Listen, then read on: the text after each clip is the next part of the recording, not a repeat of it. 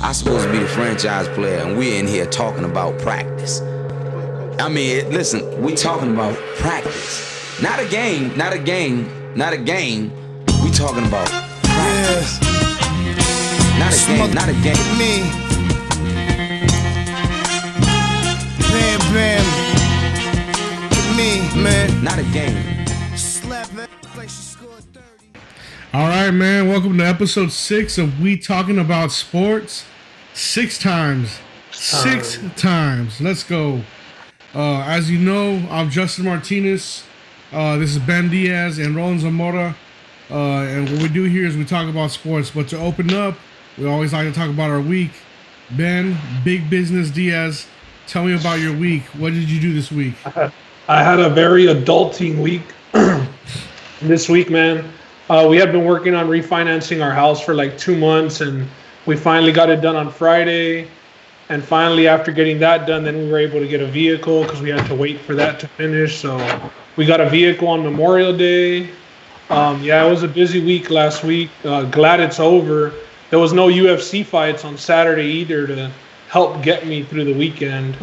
But we got a card coming up this weekend that I'm pumped for. And glad to be back, episode 6. Nice.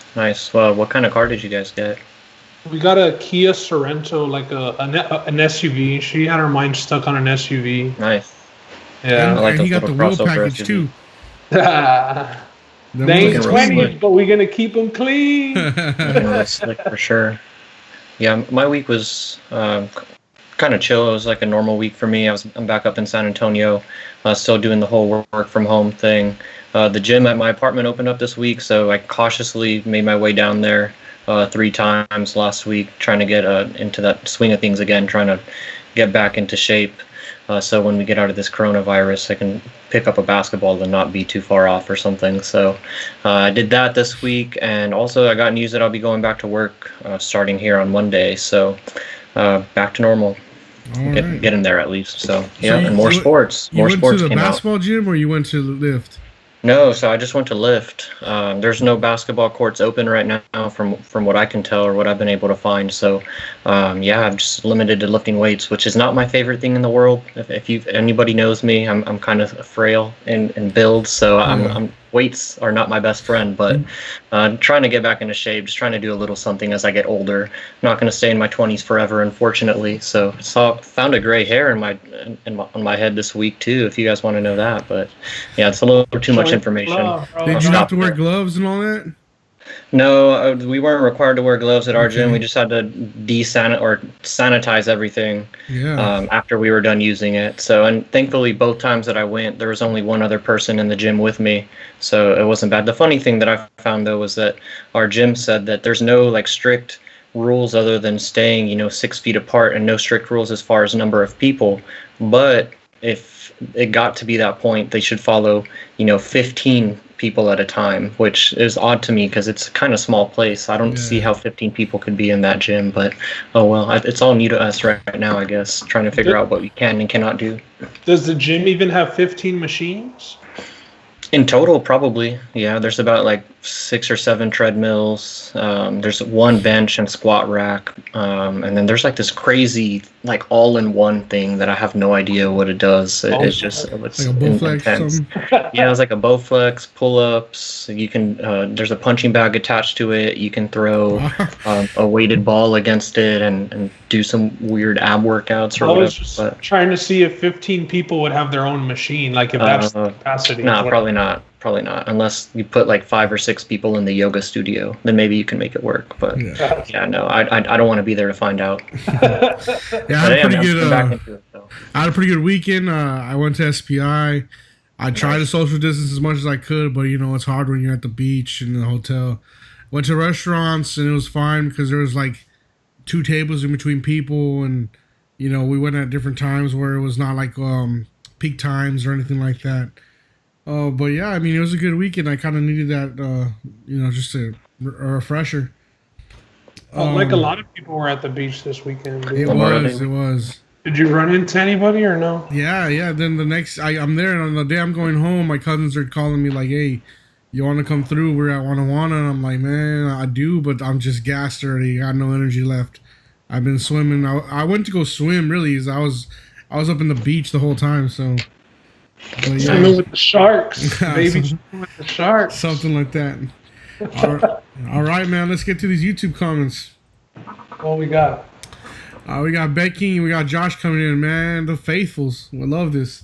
Oh, yeah. Bet King says, PSG had to play the second leg at home down 2-1 without fans and advanced. I would be livid if the Champions League played the round of 16 again. Mario Super Strikes for GameCubes is one of the best games ever created. Good episode, guys. Love the contrast between Ben and Roland. Whenever you get a chance, I would like to get y'all's opinion on the Steelers, how they currently stand, and moving forward. See you guys next week. One love. Well, we'll get to the Steelers soon, but this week we got some other teams. We'll tease that later, though. But I agree, man. PSG, they already played. You know, there's no reason for the Champions League to go back. I mean, they were playing Dortmund too. Yeah. Dortmund got the game at home with fans. I went and looked at it also after he mentioned it, and then they went and played at PSG down 1 with no fans, and they won. So that just made no sense. Like we had mentioned, it was a sore loser coach just wanting to play the round of 16 again, pretty much. Yeah, and just speaking on the Champions League and all these domestic leagues restarting across the world, I don't know how the Champions League's going to get restarted. Just considering you're over a couple of different countries. You're playing in Spain, you're playing in France, and the logistics that goes with that. I don't know if that's something that they're going to be able to do anytime soon. So while these other leagues are getting started, they're domestic, so they're able to stay within a defined little area, or not a little area, it's within a country, obviously. But the Champions League, though, is different. So we were talking about that last week, kind of got me thinking if the Champions League will actually be restarted or not, or they'll just call it for this year. Yeah, and that's interesting just because, like, as far as the European leagues go, so far we just have Bundesliga, and La Liga is finally going to be opening up June 8th. June 8th, so yeah, and without unrelated, all these domestic leagues opened, it's going to be really hard to see this league. And the one league that's how many similar, other leagues partake in the Champions League? Premier, French, Italian, Serie A. And Spain. So is it 4? That's La Liga. What country is Ajax from? Because we're gonna have to look that up. the Netherlands. That's another one. The top Netherlands league. No, Yeah. I don't know. I wonder how many all the leagues that it takes to make that happen. The league that's most similar to the Champions League, and it's not a soccer league, but it's very similar in the geographic area that they have to cover is the Euro League or Euro Basket, and they actually just scrapped the rest of their season, and they have teams in different continents to where the travel would be similar to Champions League, and they just decided to scrap it. So maybe that's what we have to look forward to for international sporting events. International sporting, yeah, exactly. Yeah, it's just I think so. All right, next comment. Guys, I went to type in what leagues make up Champions League on my Google, and it pretty much typed it up for me because it was listening to what we were saying. Let us know. It says, give me damn, I gotta get to it, bro. We'll come back to it later. Yeah, I'll figure it out. Right, let me get the next comment, or you figure that one out. Josh Gonzalez says, I thought Barboza and Hill won too. I only had 2 or 3 wins for the pick'em this past weekend, and one of them was Song LMAO. Ben, when you mentioned the fight camps, please don't crap on my team Alpha Male when they all take their L's. I was talking in my group me the night of 249 or one of the other fight cards, and I put that they should do Jones versus Jan Blachowicz and then do Dominic Reyes versus Thiago Santos, and winner gets the rematch. And then if he wins out of those fights, you move on to fight for the heavyweight title. I don't think John needs to fight any other division that isn't for the title fight. The Adesanya fight isn't coming till 2021 Raiders Stadium. With that being said, maybe, just maybe, he go fights Ngannou and goes to win a 5-rounder for a super fight. You know what? We overlooked that. I believe Adesanya did say that's when he would want to fight Jones, 2021, and I think we just all overlooked that. Yeah, I think Adesanya said that he wanted a little bit more time himself to shore up his game and run through the division that he's in. See if that actually happens, but at least he has his head in the right place. But as far as all of Josh's other comments, I just want to say thanks again. You've commented almost every week, and I just want to appreciate you coming back each week and giving us a chance to talk about sports with you. But yeah, I had Barboza and Hill. You're on my side there. I'm on yours. You're not going to get any argument out of me. I thought they both won their respective fights. And then, just going to, John Blachowicz, I think that's going to be what ends up happening. I was really high on Ngannou and John Jones, but, after some developments early this week, it looks like that fight's not going to end up happening. John Jones says it's because of the money, but who knows really what's going on there. Some people had some interesting comments. Chael Sonnen came out and said that he thought that John Jones went about the process backwards in terms of going straight to the UFC and demanding the bag being the suitcase of money for the super fight, instead of letting the momentum for the fight build naturally to where, it just becomes one of those things where the UFC has no choice but to put on the fight and to pay you because, there's a lot of demand for it. So thought that was an interesting little development, and Chael Sonnen's perspective was kind of interesting there also. But yeah, thanks again, Josh. I appreciate it, man. I think Chael shooting Dana some bail, man. Dana didn't want the fight to happen. All the hype was there. Twitter was blowing up about it. Everybody was blowing up about it. John wanted it. Francis wanted it. I was thinking that it wasn't going to happen because they really didn't want it. They were just hyping themselves up. They did. But it seems like they did want it, and it's Dana White who didn't want to kill two of his mainstays. I mean, whoever loses that fight, it could end bad. That makes sense, Ben. You know what I mean? So if he wants Ngannou to be the champion based off of his image and the record that he is, how quick he finishes fights, that's what sells. People pay for Tyson because it was knockouts. He doesn't want to ruin the Ngannou hype the way Stipe did it. I mean, John Jones would, if he gets him down, it's going to be bad again. It's going to be like, damn, this guy still hasn't evolved. Because if John Jones does get him down, he's going to be a fish out of water. Ngannou still is. You know what I mean? But it just wasn't a smart business move for Dana, bro, if you think about it. Like, he has one of his GOATs who's never lost and can possibly just, if he gets touched, Kane got touched by the forearm and got knocked out cold. You know what I mean? So it didn't make sense. I think John's next. I think John even tweeted that.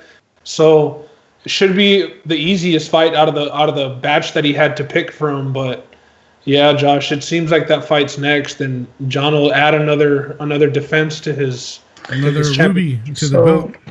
Do you think maybe heavyweight is put on pause for John Jones for a year or two, maybe, to when he moves up when Ngannou's the champ, and that's when they do the fight, if that ever happens? Because I saw some people, flirting with the idea that John Jones may never move up to heavyweight because of how long he's already been in lightweight without actually making the move. The reason why wouldn't they pay John Jones, bro? If he's defended the belt so many times, he's main evented his last I don't know how many cards. It just didn't make sense to have them fight. And I'll follow up a little bit on Chael's stuff too. A lot of it came off a little hater because him and John Jones obviously have a history. But he did bring up another decent point, I thought, by saying that John Jones's recent troubles with the law also don't do him any justice in terms of negotiations and whatnot. And maybe that's why he's not as high up on the pantheon of UFC stars as his record would suggest he should be. Instead, I don't know if he's still the clear star, but the needle mover for the UFC is still Conor McGregor right now, and a couple of other folks. Yeah, I don't know. He might not be a needle mover, but as far as Conor was in legal problems before coming back. True. He was punching old dudes in bars. You know what I mean? So yeah. So legal maybe it's not an issue here, but Chael is probably just talking shit. Yeah. Yeah, it's the history between Chael and him. He's gonna go there all he can. Yeah, for sure. Yeah. All right. Well, this week we had quite a bit of activity on our social media. We brought up our top 5 quarterback posts last week during the video. Then we had it posted on Twitter, and Facebook, and we had quite a bit of interaction on both of them. We saw some interesting trends, and we were able to engage quite a bit through them. Roland, what was the main trend that you saw as far as the top 5 goes? I saw two things. One of them was Lamar Jackson was just in about everybody's top 5. That was pretty surprising for me to see, but I understand why he is. I mean, I completely get it. I had him respectively number 6. Again, as I alluded to or talked about in the podcast when we were giving out the top 10, I put a lot of weight on what you've done in the past, and I still would want those guys starting a playoff game over Lamar Jackson. But that was the first trend that I saw. Lamar Jackson was in about everybody's top 5. And then the other one that I saw that I thought was really interesting was Drew Brees was in a lot of people's top 5 in favor of Tom Brady. Mm-hmm. So I didn't see a lot of top 5s with both Brees and Brady. It was one or the other, and Brees, more times than not, was the guy that was included in the top 5. So I thought that was really interesting. I thought it would have been the other way around, but no, Drew Brees, there's a lot of people still have a lot of respect for him, and rightfully so. Ben, I saw you engaged too. What was some of the conversations you were having? Well, I'm not with the Drew Brees. Like, you heard what I said. I don't think that he can throw, and I don't think that Brady's going to beat him out for that division, but we'll get to that late on another episode, right? But one of the common things that I saw was just if people rank their top 5 with the changing of the guard of the new quarterback, the dual threat, new age quarterback, or if they went with those, certified, they got stripes on their shoulders in Brees, Brady, and Rodgers in their top 5. They either went with one or the other. That's the biggest thing I saw. I saw a couple lists that, I saw one list that had Wentz at 5. I saw one list that had Watson/Prescott at 5. Yeah, I saw that too. I was surprised to see how many lists had Watson. I think we got maybe 20 plus replies, or 20 replies at least of different top 5s through Facebook, Twitter, and maybe close to 10 had Deshaun Watson in it. So that was surprising, I figured if he wasn't at number 5, he would be 6 or 7 on people's list. But I saw one list that had Brady at 1 and didn't have Russell Wilson in the top 5. I won't mention any names, but that's kind of bizarre. So it was that night though, bro. As soon as you tweeted out the top 5 list, and I retweeted on my handle from the podcast, I got somebody got a hold of it and retweeted it and commented on our stuff, and then so a whole different audience had like our top 5 and was debating on it. People we didn't know or that didn't know us. And the internet is savages, bro. And I was laughing my ass off till about 11:30, seeing like, by God, whoever Ben is a damn idiot. And this is for having Lamar Jackson over Russell Wilson. You know what I mean? I mean, the thing about the internet is everybody got it. We got it. Yeah. Roland got it. You got it. People got savages on the internet. It was refreshing. It was hilarious. Yeah. Quarterbacks bring out strong opinions. Oh yeah. People have their guys that they'll pay for. Yeah, so it was cool, man. It was cool. I look forward to doing the top 10, like we said that we were going to do later today, and then seeing where we go from there with it. Yeah. The second thing that we had on social media this week, we teased team by team breakdown. We said we'd be breaking down 2 teams per episode, and we had quite a bit of interaction between that. And we did come down to a consensus of the 2 teams we will be breaking down, but we're going to save that for when we do break them down later on in this episode. So we want to thank everybody who interacted in that poll. Again, this coming week, if you see that poll, tell us who you want to see, who you want to break down. Bet King already left that he wanted the Steeler breakdown, so we'll see what we do there. Yeah. All right, so as y'all know, what's affecting sports right now is that big old pandemic, and it's our weekly breakdown of what's going on, a sports update with the corona pandemic. And this is Dr. Fauci. And this is aka Roland Dr. Fauci. He's about to break it down for us. Dr. Saucy. Dr. Saucy, there we go. Break it down, Roland. here I am. I'm here back again for that coronavirus update. So I'll make this one pretty quick because there are a lot of leagues that release news this week. So I'll leave time to talk about the main ones. But just real quickly, just starting here with the MLB, they're still chilling. There hasn't been any real major developments with the MLB. They're still very far behind almost every other league that's going on throughout the world right now. They're still focused on their safety protocols, how players are responding, and they just can't seem to fix that money issue as far as compensation on the players' contracts. Because as we know, they suggested the shortened season of about 82 games. The immediate recommendation from the league was that we were going to only pay you half of your yearly contract. And I think Mike Trout just came out today and said that there's no way in hell that he's gonna play like that. So that's more to come on that. But just sticking on baseball, I don't know if any of you guys know, but at like around 4:30 and 5:30 in the morning, ESPN has been airing the Korean Baseball League. There's about, I'm going to butcher this, but I think there's about 12 teams or 10 to 12 teams in the league. They all play in South Korea.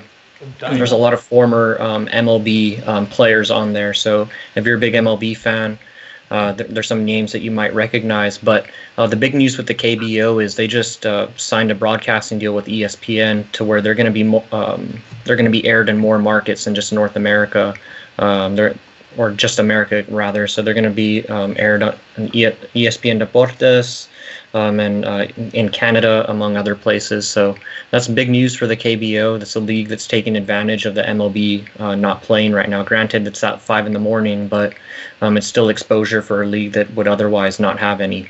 So that was the MLB. The real big news that came out today, though, was the NHL, and they announced a 2014 playoff.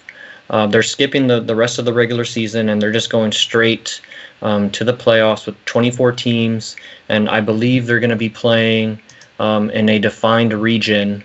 I'm trying to find out exactly where that is. I think it was Las Vegas that they were landing on as well.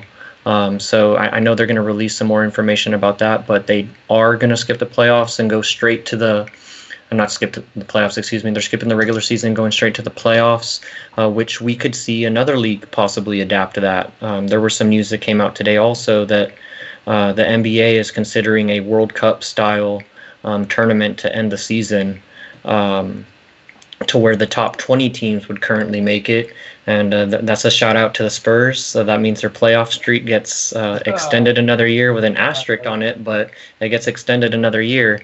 But yeah, I wanted to stop it here. I'm going to keep on going throughout the rest of the leagues that have news. But since the NBA is considering this quote unquote World Cup, is this something that you two would like to see? Do you think that it makes sense for the NBA to skip the regular season? I'll let you guys give your piece, because I have a pretty strong opinion on this myself. But are you guys in favor of the World Cup for the NBA? I think that with players like Damian Lillard saying that if he doesn't get a chance to make the playoffs, then he's not playing, because it's either that concept that you said, or they come back and play 5 games to where everybody has the same amount of games played, because I believe the Lakers had 63. The least amount of games played, 63. The Rockets, I believe, had like 65, but teams ahead of them in the playoffs by half a game had 66 or 67 games played. Mm-hmm. So with a team like the Blazers that are 3.5 back off the 8th spot with 5 games, you really don't have much room to make the playoffs. They mathematically have a chance, though. I think that worsens. But I get what you're saying, and I'm on to your point. I like that point a lot, because it applies to the Suns. The Suns are a team that are 6 games out, and there's only 5 games left. Right. Why the hell are they going to come back and play? Yeah, but let's be real. They would have to go 5-0, or like the Blazers would have to go 4-1, and the other team go 0-5 or 1-4. Something crazy, you know what I mean? Mm-hmm. So it doesn't make much sense. So if they're going to have stars like Damian Lillard, because we had said for the most part that basketball players were all for it, but it was all those players that were in the playoffs, and Steph Curry surprisingly with the Warriors, you know what I mean? Mm-hmm. But in baseball, it's been the complete opposite. And now one of the faces of the league, Mike Trout, is saying, hey, I'm not playing for half of my salary. So Baseball is far behind. Well, We'll see. he just did get the most lucrative contract in MLB history, so They're already I going to don't want to take that into discount. it, so I would put you happy about it either. But yeah, man, with the NBA, that World Cup style, FIFA style would make more sense if they're going to be allowing more teams in. But then they're going to have like a play-in between those bottom teams because they can't all be playing the same amount of games. You know what I mean? The teams that rightfully earn their spots. So they would have to figure something out, which leads us to how much time does all of this take before they finally start playing? Well, they said July 22nd might be the date that they're looking towards. That's what I heard too. Yeah. I'm actually for a World Cup NBA as long as it's the resuming of the NBA season because that's what I want to see. And as it stands, the NBA season kind of already has an asterisk with the whole pandemic stopping it. So why not try something different that works? Not only should they do the NBA season as a World Cup, they should throw in the games and have them go with that. What's that one rule to end games? Next point wins, point. No, you know what I'm talking about, the way that the other leagues did it for that $1 million. Yeah, they played to a certain number. They played a certain number. I forget the name of that rule, but they should do that. I mean, the ELAM system. There you go. Do that. The ELAM system, and just make the whole season different at this point. I mean, those games finished a lot better too. So and those games were intense too in the basketball league. I remember watching those last summer. Why not do that? I like that idea, Justin. I like that. With the NHL also, I know you said 2014 playoff and there's 31 teams in the league. So, I mean, there's only 7 teams that aren't going to make it. That would pretty much would be what would apply to NBA if they did go that route. I think there would only be about 6 teams that didn't make it. I'm for it though. I want the season to resume, and I just don't think there's much sense for a team like the Suns, who are already mathematically eliminated by the whole thought of going to the magic number 70, to come back and play a few games for what? Like, it just does not make sense to me. So I'm for the World Cup format, but keeping the trend going of leagues that are coming back. La Liga, they just got the go ahead to resume play on June the 8th. So La Liga, that is the Spanish domestic league. They have teams like Real Madrid, Atletico Madrid, Barcelona, to name a few. They'll be coming back. But keeping it with soccer, the English Premier League, it's interesting because they have the go-ahead. I think their prime minister already blessed them coming back beginning in June.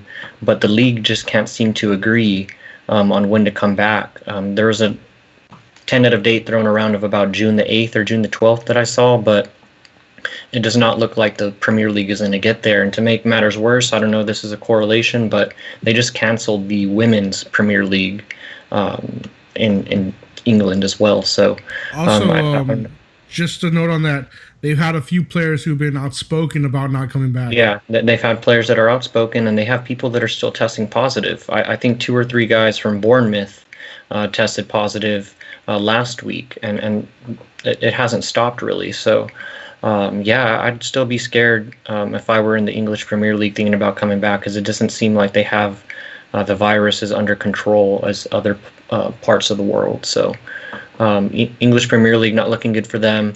But flipping it back to the positive side of things, college football. College football is looking like it has a little bit of life. The SEC, they've decided to open up facilities for workouts beginning on June 8th.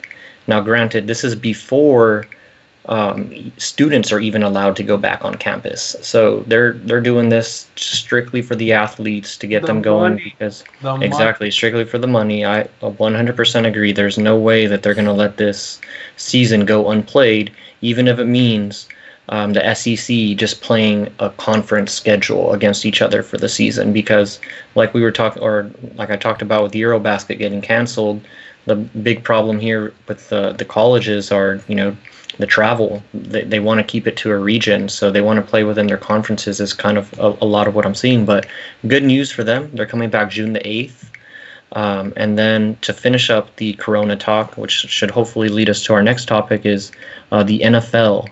Now, the NFL, they're still working directly with medical professionals to try and figure out the proper way to come back. And, there's still a lot of unanswered questions, like what happens when one of your teammates or one of your coaches tests positive? Does that mean the whole team has to go into quarantine? Or does that mean anybody that's directly in contact with them? And, they've thrown around ideas of, practicing. Practice is probably never going to be the same again. They're going to be in defined little groups, probably tied to their position. So the running backs are just going to have their own little practice, and quarterbacks the same. So before merging them in and doing their, they obviously have to run some form of scrimmaging before actually going into the season. But that's one big change. And I also saw that they're thinking about putting a mask on their helmets, or they're trying to find a way to engineer a mask inside the helmet so the players are wearing a mask at all times. So that kind of stuff just gives me a little pause. But also some news did leak about, the NFL having plans for fans in the stadiums come week 1. So the NFL, they're moving on. I saw some talk about the Steelers director of communications. They came out and said that the team is only selling 50% of individual game tickets for the 2020 season to prepare for the social distancing. So there are going to be fans in the stands. How much is yet to be seen, but that 50% thing should kind of give you a little idea of what to expect. So again, I open it up. With that, it seems like we're getting back to normal, if you will. Would you guys go? You still wouldn't go to a football game this year at 50% capacity? I think I'd go to a college game. I'll go to a Longhorns game. Okay. But I won't go to a Texans game. Yeah, and Greg Abbott said that there's definitely going to be fans in the stands at UT games. So that came out this past week also. But yeah, that's the coronavirus. Got the hookup there. So it's free and it's half the experience. It's all right. Half the people, yeah, exactly. You don't have to worry about traffic on the way out. But yeah, that's the coronavirus. UT, man. Yeah, Austin traffic is horrible. Getting out of those garages right next to the stadium. But yeah, mostly positive stuff though. Coronavirus this time around. Other than the MLB dragging their feet and the English Premier League not having a hold on things. But yeah, mostly positive stuff. Hopefully that means the NFL will go on without a hiccup.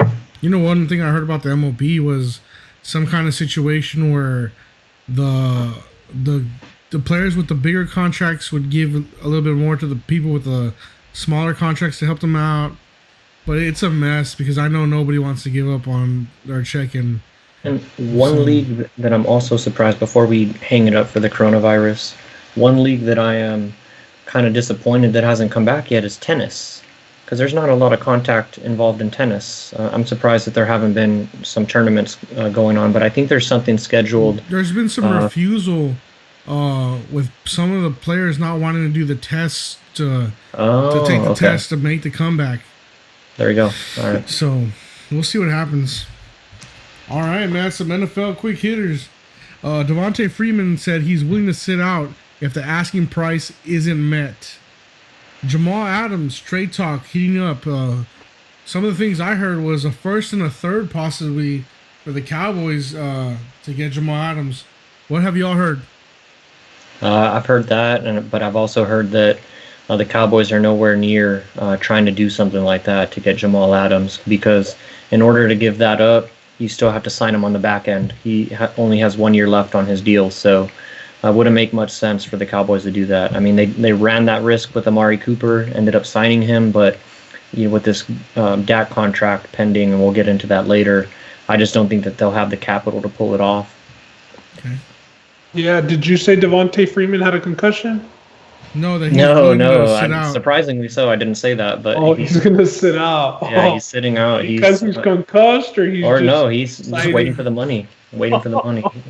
Oh shit! All right. I was surprised I didn't lead that Devonta headline. It's voluntary sitting out. Bro, that's crazy. But with Adams, I thought that I remember it was like podcast 1 we had mentioned leading up to the Cowboys draft.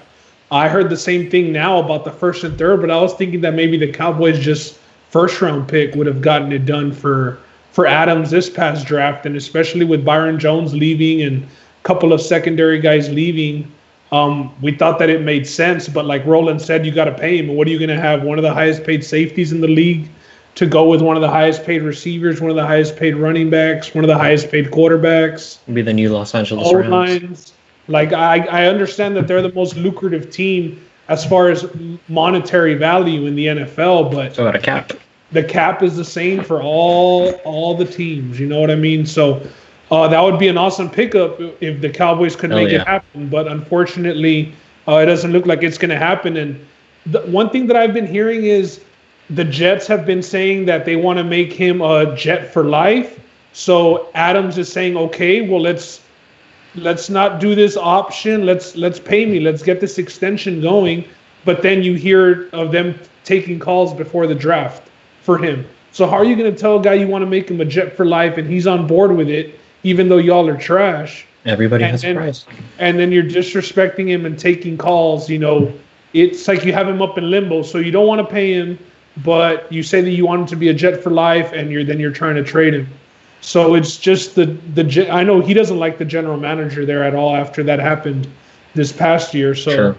The Jets can't do anything right, it seems like, on the field or off the field. Sam Darnold's still seeing ghosts. Yeah. Well, speaking of the Jets, Joe Flacco signed a 1-year deal with them. And Tua, he had a new workout video, and I think the Dolphins fans kind of have something to look forward to as far as that workout video goes. Yeah, they keep on saying that he'll be ready to play in 2020, which I still think is a bad idea, regardless of how healthy he is. But yeah, I mean, all the power to him if he can get out there. I mean, like we've been saying, you don't get time to rest or time to learn anymore in today's NFL. It's time to go day one if you're one of these top 5 quarterback picks. Hopefully he's allotted the time to really get better, but we'll see. Yeah, I don't think that he'll start the season either. I think Fitzpatrick, they'll give him the reins until he either loses them or finds a way to get off the field. You know what I mean? Yeah. But I don't think that they're going to force him into anything. They're going to treat that very delicately. I hope so. Yeah. All right. As we were talking earlier about Dak Prescott, here's the latest news, and I think it was actually some of the contract talks were leaked by the Cowboys. Supposedly he turned down a 5-year deal worth $175 million. What's it going to get? What's the number to get it done? I mean, 4 years with that amount? I mean, I'm sure if they did 4 years with that amount, he'd get it. He'd sign the deal, but it's like the salesman was telling me, Mr. Ben, I can't do that. Yeah. I can't do that. That's what his cap wants or something. Yeah, I think. Go ahead, Jeff. It'd be $45 million that last year, that 5th year that he doesn't want. It'd be a $45 million deal, and man, even when Mahomes gets paid, I don't know if he's going to be making $45 million a year. I know that it's only the last year of Dak's contract, and all the others he would still be making, I believe, 36, which is more than Wilson.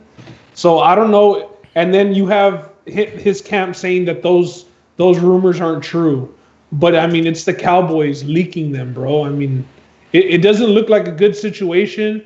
If Dak's saying no to that contract, he's an idiot, because nobody ever thought that he'd be seeing that type of money coming in. Let them start Andy Dalton, bro. Win 10 games in that bum division, and you're going to be out of town, paid and playing for the Jags. See how you like that. Yeah, Justin, I think you hit on it when you started talking about the contract and the length of it. I think that's exactly it right now, and I talked about it a little bit last week. The main thing with Dak throughout this whole time, other than obviously the money, but the main thing is he's been wanting at max a 4-year contract. That way he allows himself the ability to reset a year sooner than he would on that 5-year deal. So he's thinking that he gets paid now, and then he'll reset either the 3rd going into the 4th year or at the end of the 4th year and go for an even more lucrative contract. So the timing is number one, but, you know, this whole thing, and like I said last week, I don't get a really, and Dak shouldn't be getting one either, I don't get a warm and fuzzy feeling from the Cowboys in this whole thing. And yeah, it is business, but you have to get the sense that if the Cowboys really believed in Dak Prescott as a top 10 quarterback in this league, like some of us here in this chat do, they would have already paid him.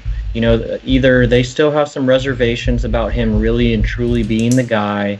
They waited too long to pay him, which I also think is another one. They should have gotten his deal done before Jared Goff got his deal, and they wouldn't be in this predicament because now Jared Goff is that easy barometer for Dak Prescott to tie himself to and be like, there's no way I'm getting less money than Jared Goff. So that's number one. And then once you get past that point, the Cowboys like to give out long-term contracts. They signed Tony Romo to like a 6-year contract when they did his deal. They want to sign their guy for a long time, and Dak does not want that. He wants a little bit more leverage. But as Ben said at the end of his point, and I agree with this too, is you play this game, Dak, and rightfully so, because I'm never going to tell a guy to not go get his money. But at the same time, on the flip side, you're playing this game, and they just signed Andy Dalton. You let Andy Dalton take that field and do something comparable to what you did, or maybe better, which I have my doubts about. Just make the playoffs. Or just do. You're done, just buddy. Make it. And I don't want to see that happen to Dak, because I do like Dak. I think he takes the role of being the Dallas Cowboys quarterback seriously. I think he wants to be the Dallas Cowboy quarterback, but there's just too much stuff to work through right now. So I think it's going to be a deadline deal. It's going to go down right to the end if it gets done at all. He's going to play on the tag, bro. It's a dangerous game he's playing then at this point. And if he plays on the tag, he's gone. You got to think. Just based off of relations would be soured for sure. Yeah, exactly. Yeah. The other thing that I already seem sour. They do, because if he's saying if they don't pay me what they're worth, tell them to trade me who's somebody that's going to pay me what they're worth. That's what had supposedly come out or whatever. I don't know if that's real. That wasn't real after all. I didn't see that anywhere. That was one of those Black Adam Schefter fake leaks. Black Adam Schefter. Well, fake ESPN. But if being the highest paid quarterback and that type of deal isn't what I mean is, if that's not what you're worth, then if you're not willing to sign that, you're still saying, pay me what I'm worth. The thing is that I'm going to ask you is how I mentioned that fifth year is loaded with the $45 million, which we might not even see Mahomes making when he gets his deal. But would all the guaranteed money already be given to him by that point to where they could cut him? So, to where they could just cut out that fifth year and it's like it was never really there? And that's how most of the teams have their deal structured. They, like, for example, Todd Gurley, they did not have to pay him out that huge contract because all of the guaranteed money was backloaded for the most part, or all of that other stuff. Front loaded, exactly. So there wasn't a lot of dead cap on their on their salary cap after he left. Yeah. So yeah, that's the way they're probably going to do it. Get all of their guaranteed money up front. That way, if they do split that fifth year before having to pay him that 45, that's probably how you're onto it. Yeah. All right. Well, keeping up with quarterback talk, as y'all know, last week that 1 through 5, man, that sparked so much on social media. We said, why not go 6 through 10 this week? And not only do we want to go 6 through 10, we're possibly going to be doing a positional ranking system coming up, or not this podcast, but in the future podcast, we'll go running back 1 through 5, then 6 through 10, wide receiver 1 through 5, and 6 through 10, and so on, based on position. Skill positions. Through the skill positions, we'll get through them. Now, you guys all want to do centers and kickers too? No, I got my punters. You don't know nothing about centers. I got punters 1 through 12. No, I'm playing. So yeah, today we're gonna go ahead and give our 6 through 10 as far as ranked quarterbacks go. I think we quickly, briefly gave it at the end of episode 1 on the fly. I know we had our 1 through 5, so 6 through 10, based pretty much off the same criteria as last one, right? Yeah. I'll start it off with 6. I know on our show, I was the only one that didn't have Tom Brady or Drew Brees in my top 5. I went with that newer school in the top 5. And at 6, I have Tom Brady. I do have him over Drew Brees. So I'm going with Brady at 6. Like I said, I expect big things from the Bucs. I expect them to win that division, and I expect them to be in the NFC title game. Whether they win it or not is a whole different thing, but I do expect them to be there. All right, Roland, you're 6. Yeah, so I rounded out my top 4, or my top 5 rather, with Brady and Brees at 4 and 5 respectively. Again, my thought process was, playoff game going into 2020, going into a playoff game. Who do I want? Or 2021 rather. I'd still take those 4 and 5, but my number 6 is a guy that can very well throughout the season end up the number 1 or number 2 quarterback, and that's Lamar Jackson. Lamar Jackson at number 6, just on the edge. I toggled with him and Breeze a lot. But, Lamar Jackson has been talked about last week. He's that all-in-one package. He maybe struggles making some of those big-time throws, but in that offense, he might not necessarily be asked to do that all of the time. But all of that said, 3,100 yards passing and 1,200 plus rushing. Sign me up. So, yeah, he's my number 6 quarterback right now, and hopefully we're able to update these throughout the year. And like I said, this guy can end up 1 or 2 for me at the end of the year. That's funny. They're going to think that me and Roland talked about our lists beforehand, because at number 6, as you can see here, barely, kind of, not really. Barely. Lamar Jackson for me at number 6. I mean, reigning MVP, he'll get it done again. He's on my 6. Who's your number 7, Justin? Deshaun Watson. Yeah. We must have really talked about this before, because he's my number 7 also. Young gunslinger. He's not afraid to stay in the pocket and get hit and make that throw at the absolute last second. That's what I love about Deshaun Watson. He's not afraid to stay in the pocket. As much as he has the ability to run, he likes to use his arm a lot more, and I respect that from him. And he's also surprising to me, because I thought his interception numbers were a little higher. Or a little high, excuse me. He's top 10 in the league and top 6 actually in accuracy. So he's an accurate quarterback and makes all the throws for you. And he's another guy, like I said, I think he can end up in the top 5 by the end of the year for my rankings. Yeah, he is in my top 5, a little bit of a homer pick, but I didn't feel as bad seeing everybody, not everybody else, but not at all. Other people have him, not even at 5, but some people at 4, maybe a little higher.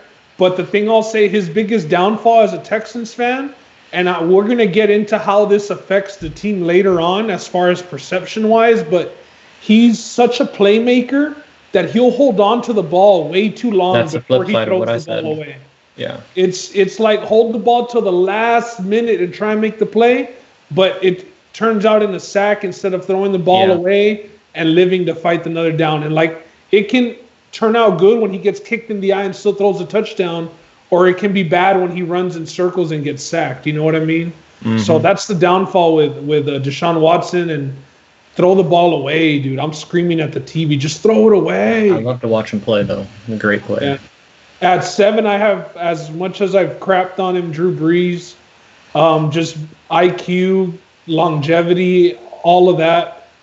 He has to be in my top 10, and I have him at number 7. So nice. Yes, he is at the latter end of his career. I don't even know if he'll be in the top 10 after this year, but right now I have him at 7. I don't have him going up. He's definitely going down. All right, at 8, rolling. Yeah, at 8, this is where my guy comes in. I have Dak Prescott at number 8. Oh my God, man! And see, this I flirted with, and I said this last week. For me, I changed this. I said 7 through 10 was interchangeable, and I still think 7 through 10 is kind of interchangeable. Although I give Watson an edge over Dak Prescott because I've seen a little bit more playmaker out of him, as Ben alluded to. But I have Dak Prescott as my number 8 quarterback. The numbers are there. The wins weren't there last year, but that's another thing, and it's not just on him. But anyways, if you're at that level, you need to take that responsibility. But anyways, he has top 10 numbers and all the main metrics that you want to look at as a quarterback. And as I talked about last week, I couldn't get the freaking words out of my mouth, but carried air yards. That means that the depth of his throws. A lot of people wanted to call him Dink and Dak the past couple of years, and rightfully so. Dink and Dak, he was throwing it 5 and 7 yards down the field, but this year he was actually top 3 in carried air yards when throwing the football, and he was fairly accurate with it. He wasn't so accurate towards the top left portion, like 20 to 30 yards out on the left side of the field, but in the middle and to the right side of the field, he was good. Where he struggles, and this is where another one of my top 10 quarterbacks struggles, I'll get to it when we get there, is he struggles at hitting the open receiver. As crazy as that sounds, he misses a lot of open receivers. And if that wasn't there, he would be a top 5 quarterback for me because he can make the down the field throws. He's a pretty decent playmaker. He's not afraid to use his legs, and he's accurate with the ball. He's a top 10 in terms of the numbers. Again, he's top 10 in accuracy and adjusted accuracy, and even making those big time throws. So yeah, sign me up for Dak in the top 10. I'm right there with you at 8 too. So Ben, you're 8. At 8, I have his division rival and Carson Wentz, the dude who. Here's the other thing, guys. The Cowboys didn't even make the playoffs, and they lost to the Eagles. But they're still willing to make Dak the highest paid quarterback in the NFL. Well, they're not. They haven't done it yet. No, well, the contract's out there. It's because he hasn't taken it. The contract that they've offered makes him higher paid than Russell Wilson, and this guy didn't even make the playoffs, man. That's crazy. Like, he's dumb. He's dumb not to take that deal if it's really on the table. But at number 8, yeah, I have Carson Wentz, bro. Carson Wentz last year with a group full of collegiate quarterbacks and Nelson Aguilar, who I remember that video that was going around last year of the dude with the burning building, and he said they're like Aguilar, they couldn't catch. So he took them, beat the Cowboys in a loser go home game at the end of the season to make the playoffs. The thing on Carson Wentz has always been, the injuries, and he is always going to miss a couple games. I know that we've talked about a theme with teams and their Super Bowl runs. You got to make it with quarterbacks on their rookie contract. And when the Eagles did go to the Super Bowl, Wentz was on his rookie contract. Now, he wasn't there for the playoff push, but he had him as 10 wins in the regular season. I mean, MVP bound. Before he got injured, and Nick Foles, finished the run off. But I have Wentz. I know they drafted that receiver for him in the first round. They signed Goodwin. They got him some help. Let's see if they could stay healthy. And we said that division is a 2-team race. We're not that far off because I have Dak at number 9. I have Wentz at number 8. So, it's going to be tight in that division. And I have Dak at number 9. Deservingly so in the top 10.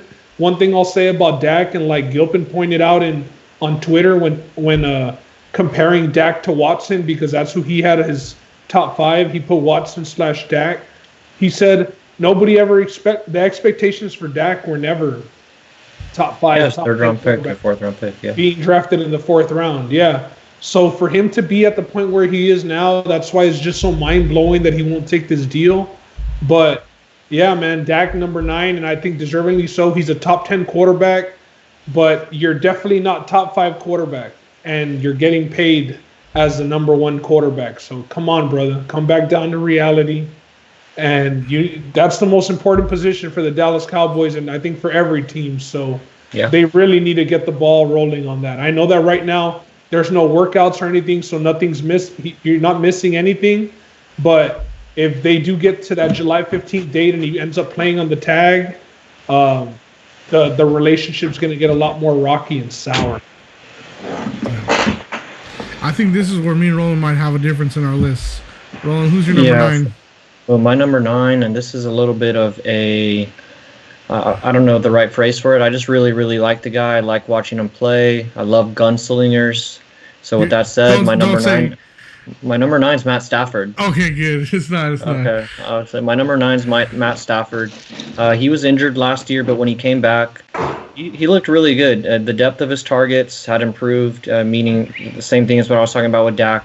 He was pushing the ball down the field and being accurate with it.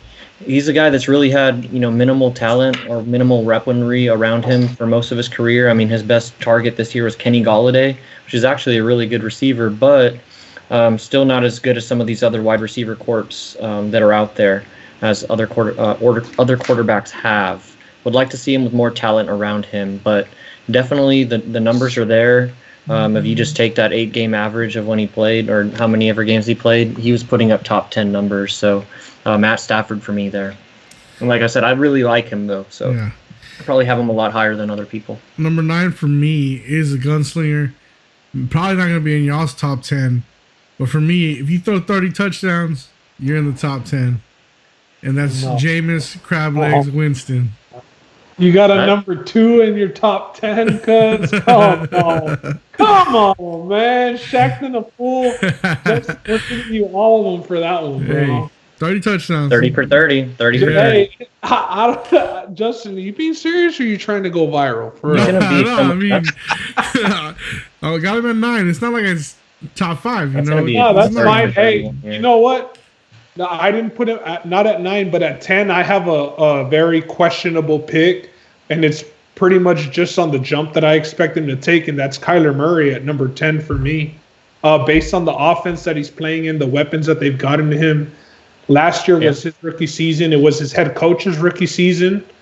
They're in a very pass-based offense. We saw them bring in Kenry and Drake mid-season, and that ended up working out to the point where they ended up keeping him, trading David Johnson to the Texans. So I expect the Cardinals to take a jump. I like the activity that they've had in the offseason. I think they're closing the gap between them and the Seahawks for that number 2 in that division. I don't think that they're quite there yet, but I think that Kyler Murray in that offense is going to take the step up, and I expect him to have a big season next year, both running and passing. So Kyler Murray's rounding out my top 10. Nice. Yeah, to round out my top 10, I have the quarterback from the Philadelphia Eagles, Carson Wentz. Carson has been alluded to or talked about during his point. I think he had him at number 7, right? Yeah. He talked about he did a lot with a little bit, for lack of better words. He was throwing to Greg Ward as his number 1 receiver and J.J. Arcega-Whiteside towards the back half of the season. And I was just kind of looking at his numbers through Pro Football Focus. That's a nice little source that we have access to here. And they go really in depth with all of the quarterback metrics that I mentioned as far as depth of your throws, big time throws. That means like throws into tight windows, throws under pressure and whatnot. And with that said, Carson Wentz is actually, a top 10 quarterback with with throwing into a tight window, throwing with a dirty pocket or not a clean pocket per se, and throwing under pressure. Those are 3 different metrics that I thought were pretty interesting. And the guy's a gamer. He, before he got hurt, he was, the odds-on favorite to win MVP that year. I know a lot of people hang on to that, but just for what he's done on the field recently, I still think he's good enough to be in the top 10. I don't know if he's going to make a jump this year, personally, just because I'm a Cowboys fan and I don't want to see him make a jump. But I had him on the outside looking in, but after thinking about it a little bit more, it was either him or Kirk Cousins for me, and I ended up going with Carson Wentz at the end of the day, number 10. But he has the same problem. I'm sorry, I just wanted to say, because I brought this up with Dak. He has the same problem as Dak. He struggles hitting the open receiver. He's not as good in a clean pocket or throwing to an open receiver as you would expect or hope for. He is a gamer, though, like you mentioned, man. He kind of has that clutch, like whenever they need a play, like we said, even with the guys that he's playing with, he'll make the play even if he has to take the hit, which is a lot of the time why he's injured, because he does take a lot of hits. Yeah, for me at 10, I just got Jimmy G. This is just based on what I think he's going to do next season. I expect him in the playoffs and maybe in that NFC Championship game. We'll see. So 10 for me, Jimmy G. I like that. He might have less weapons to work with next year, but he had his first full season in that offense after being injured that first season. And I mean, hey, his first full season and you went to the Super Bowl, right? Mm-hmm. It's only down from there. I was going to say it's only up from there, but from going to the Super Bowl, it's only down from there unless you win it. So he set the bar high, but they have the team to definitely. It's a lot of pressure on him too, because I thought the one takeaway that everybody had from the Super Bowl was if Jimmy made 1 or 2 more throws, they win that game. Didn't he overthrow? Who was it that was running free? He had him beat, and it was like it would have been a game winner. Yeah. If he hit that deep ball and he just completely overthrew him. So stuff like that is why I don't have Jimmy higher. But I like that pick a lot, Justin. And I don't have him in my top 10, but he is definitely like top 15 for me. And the reason is he doesn't make so many mistakes, man. Like as far as Goff, I put him they're kind of the same guy, except he makes a lot less mistakes than Jared Goff. Yeah, I'd rather have Garoppolo over Goff. And they do have a better run game, but yeah, he's a lot smarter, and maybe it's the discipline from his Patriot days. Yeah. All right, man. So that was our top 6 through 10 list. Now, as we posted on Twitter, one of the most requested teams was the Seattle Seahawks. So we're going to be going over that. Roland, I know you looked into the key additions and the key losses this week for the Seattle Seahawks. Break it down for us. What did they add and what did they lose? Yeah, for sure. So, you have the Seattle Seahawks. They finished 11-5 last year. Lost in the divisional round to Green Bay. And, some of the additions that they had this year, some of it's kind of pending right now with Quinton Dunbar, to name one. He was one of the cornerbacks involved in that arrest down in Miami for the arrest. Big pending. But they also they signed Greg Olsen, who is the former tight end for the Carolina Panthers. He's going to be their starting tight end now. And they seem to always shuffle out tight ends. I know they ran with like Luke Wilson and a few other guys last year to get the job done. But Greg Olsen, they signed him. They signed Philip Dorsett, the second former receiver for the Colts, I want to say. He's a burner. Speed guy. Don't know what he's going to do for them. But they did shore up the offensive line. They signed Chance Warmack, and they drafted Damian Lewis out of LSU. And the thought is he's going to be their starting guard this year because they did let go of Justin Britt and DJ Fluker, who was their former starting guard. DJ Fluker was. And they saved about $12 million by doing that. So that was a nice little cut. And then also, they signed Greg Olsen and they cut Ed Dixon, who was their other tight end there this year. But the last signing, and this is a nice one for Seahawks fans, is they bring back Bruce Irvin, the speed rusher. Yeah. So that's kind of what the Seahawks have been up to this year. But yeah, that's it as far as their offseason is concerned. Recently got Carlos Hyde. I know that happened maybe 2 days ago. That was the last edition. Yeah, and I know that we talked about Devonta Freeman. They were on record as having offered him a contract, but it's not up to snuff in terms of the money, I guess. Yeah, they were. We know that Chris Carson ended up getting injured for them last year. Rashad Penny even ended up getting injured for them, so they finished the year with Marshawn Lynch. Yeah. This year it was between Marshawn Lynch, it was between Devonta Freeman or Dante Freeman, whatever, and dude who they signed, Carlos Hyde, just out of nowhere now. Nice. He went for 1,000 yards for the first time in his career last year with the Texans. So I don't expect him to be the starting guy there. I still expect Chris Carson to probably be their starter. As far as tight end, they did sign Greg Olsen.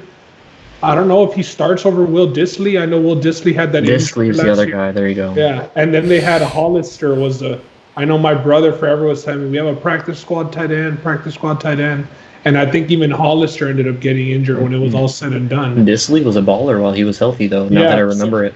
Yeah, he was playing really good to start the season. He was catching a touchdown a game. I know in fantasy it was like 1 reception, 4 yards, but he got that touchdown. So he was a consistent 6. The play that he got injured on was so freakish. It was a Russell Wilson just lofted it up, and he tried tracking it down and ended up messing up his leg. Freak accident. And another big, we don't know if it's a loss yet, but things aren't looking good, and it's Clowney. We know that they traded a 3rd-round pick and Jacob Martin to the Texans, another young edge rusher, for Clowney.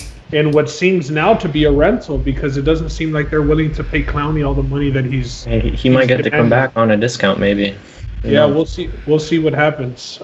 So not too much has changed for the Seahawks, honestly. They'll be healthier next year. They did have a lot of injuries last year, still managed to win 11 games. For sure. No, yeah. And, before we get into this, I do want to say, at least for myself, when I go through these season totals, we are doing this, we're just giving our win-losses for each game, and we're going to end up with a record at the end. I always like to tie stuff into gambling, so, we're going to bring up their regular season win totals that are currently placed by Las Vegas right now and the various books over there. But we're going to bring that into the fold here, and if we're confident enough in any of these as we go through them, we may or may not recommend them for a bet. But for right now and for the purpose of this one, I do just want to say that I look at things in three ways. I go conservative, best case, and worst case when I'm looking at that. But I'm just going to give my baseline picks on all of these, and if it results possibly in a under or over, I'll give my opinion on whether or not we should take that bet.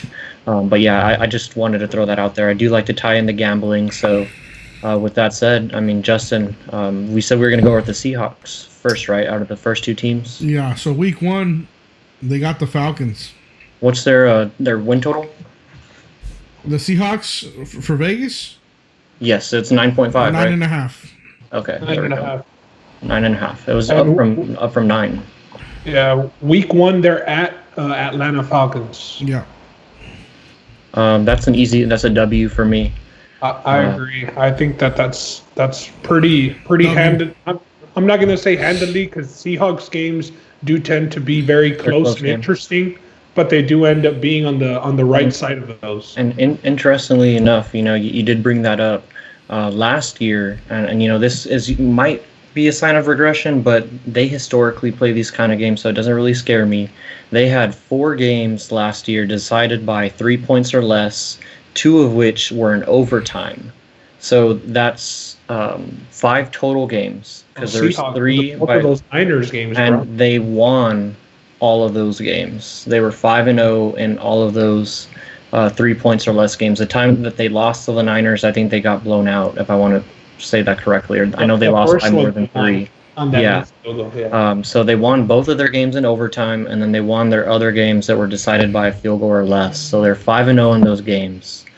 And the other thing that I thought was very interesting, Ben, you brought it up, with their close games and their first game being on the road, they were 7-1 on the road, and they were actually 3-3 at home last year. So it's very interesting. Yeah. And now, well, they have a quarterback that it was unanimously in pretty much everybody's top 5 list, right? No matter where you place him, there's no doubt about it.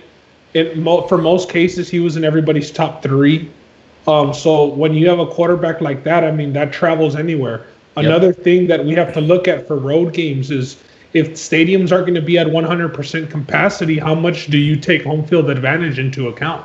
We didn't talk about this with coronavirus and soccer, but the Bundesliga, they were pumping crowd noise. Yeah, they were. I don't like that. That's I don't know. The NFL's going to do it. The crowd noise today was accurate. The NFL's going to do it? I think so. I think if there's an option to gain a home field advantage, they're going to fight for that, for sure. Especially if they're losing the ability to have half of their fans in the stands. But yeah.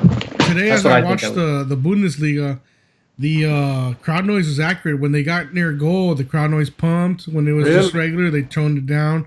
It was almost like we were watching the game. It was crazy. Were they doing the chants? Because I was watching with the volleyball. You know what? I think I heard chants too. I can't remember.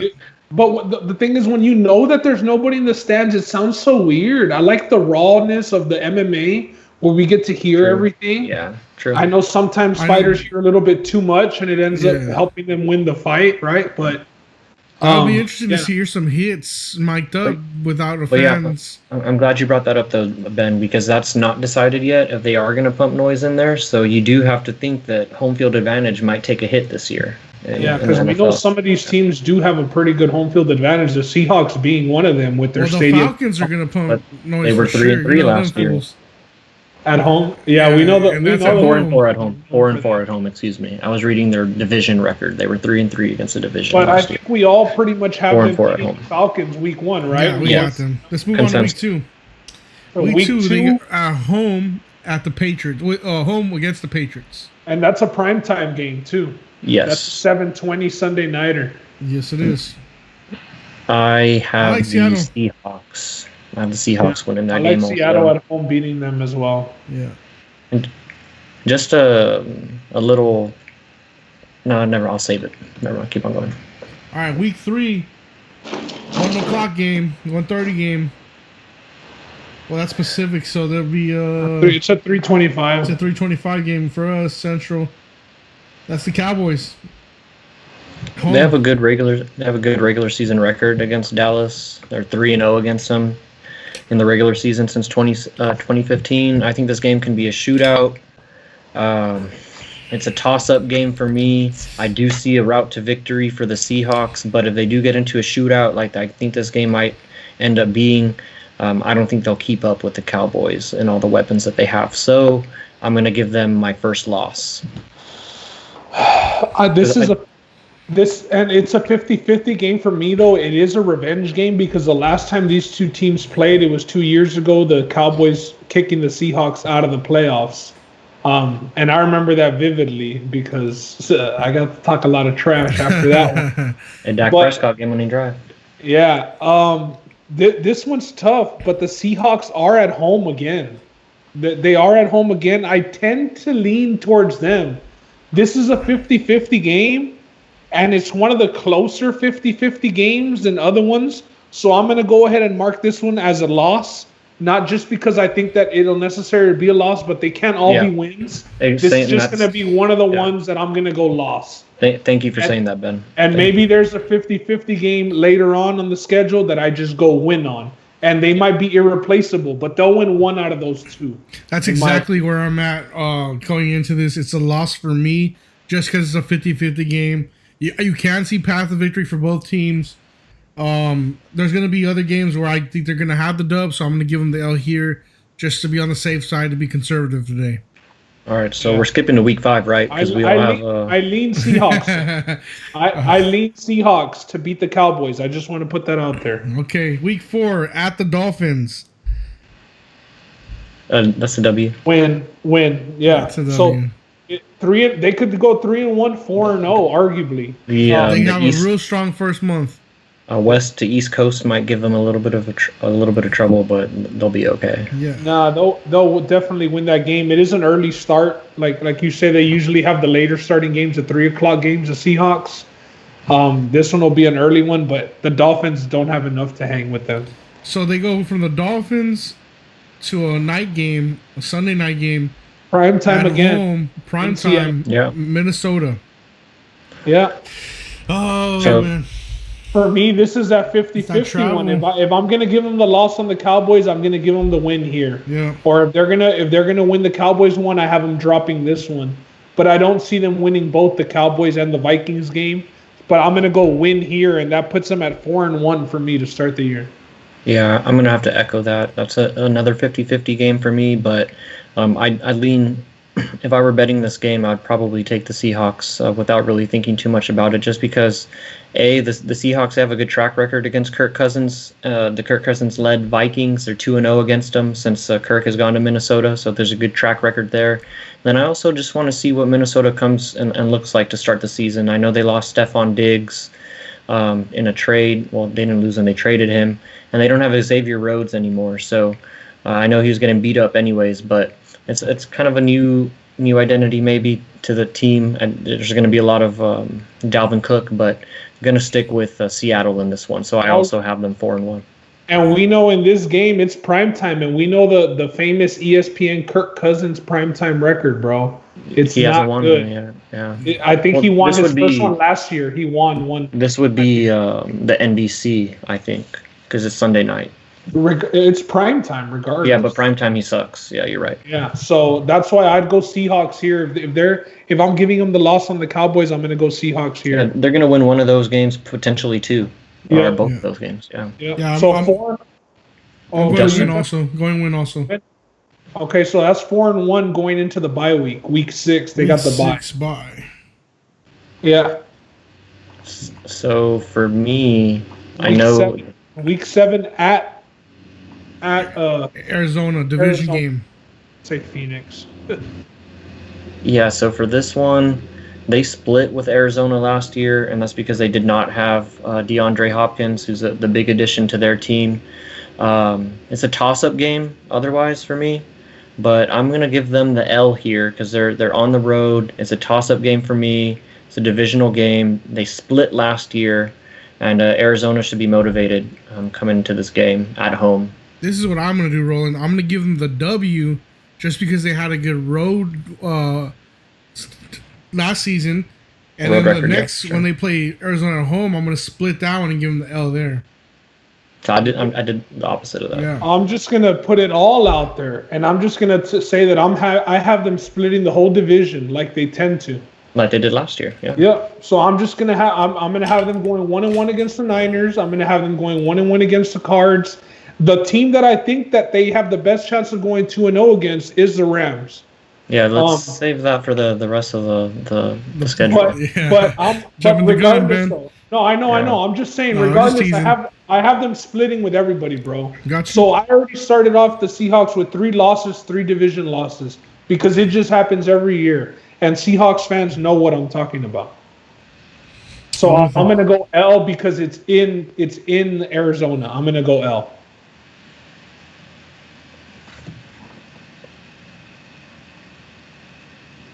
And the next week, so I week guess. 8, San Francisco, and that's a home game.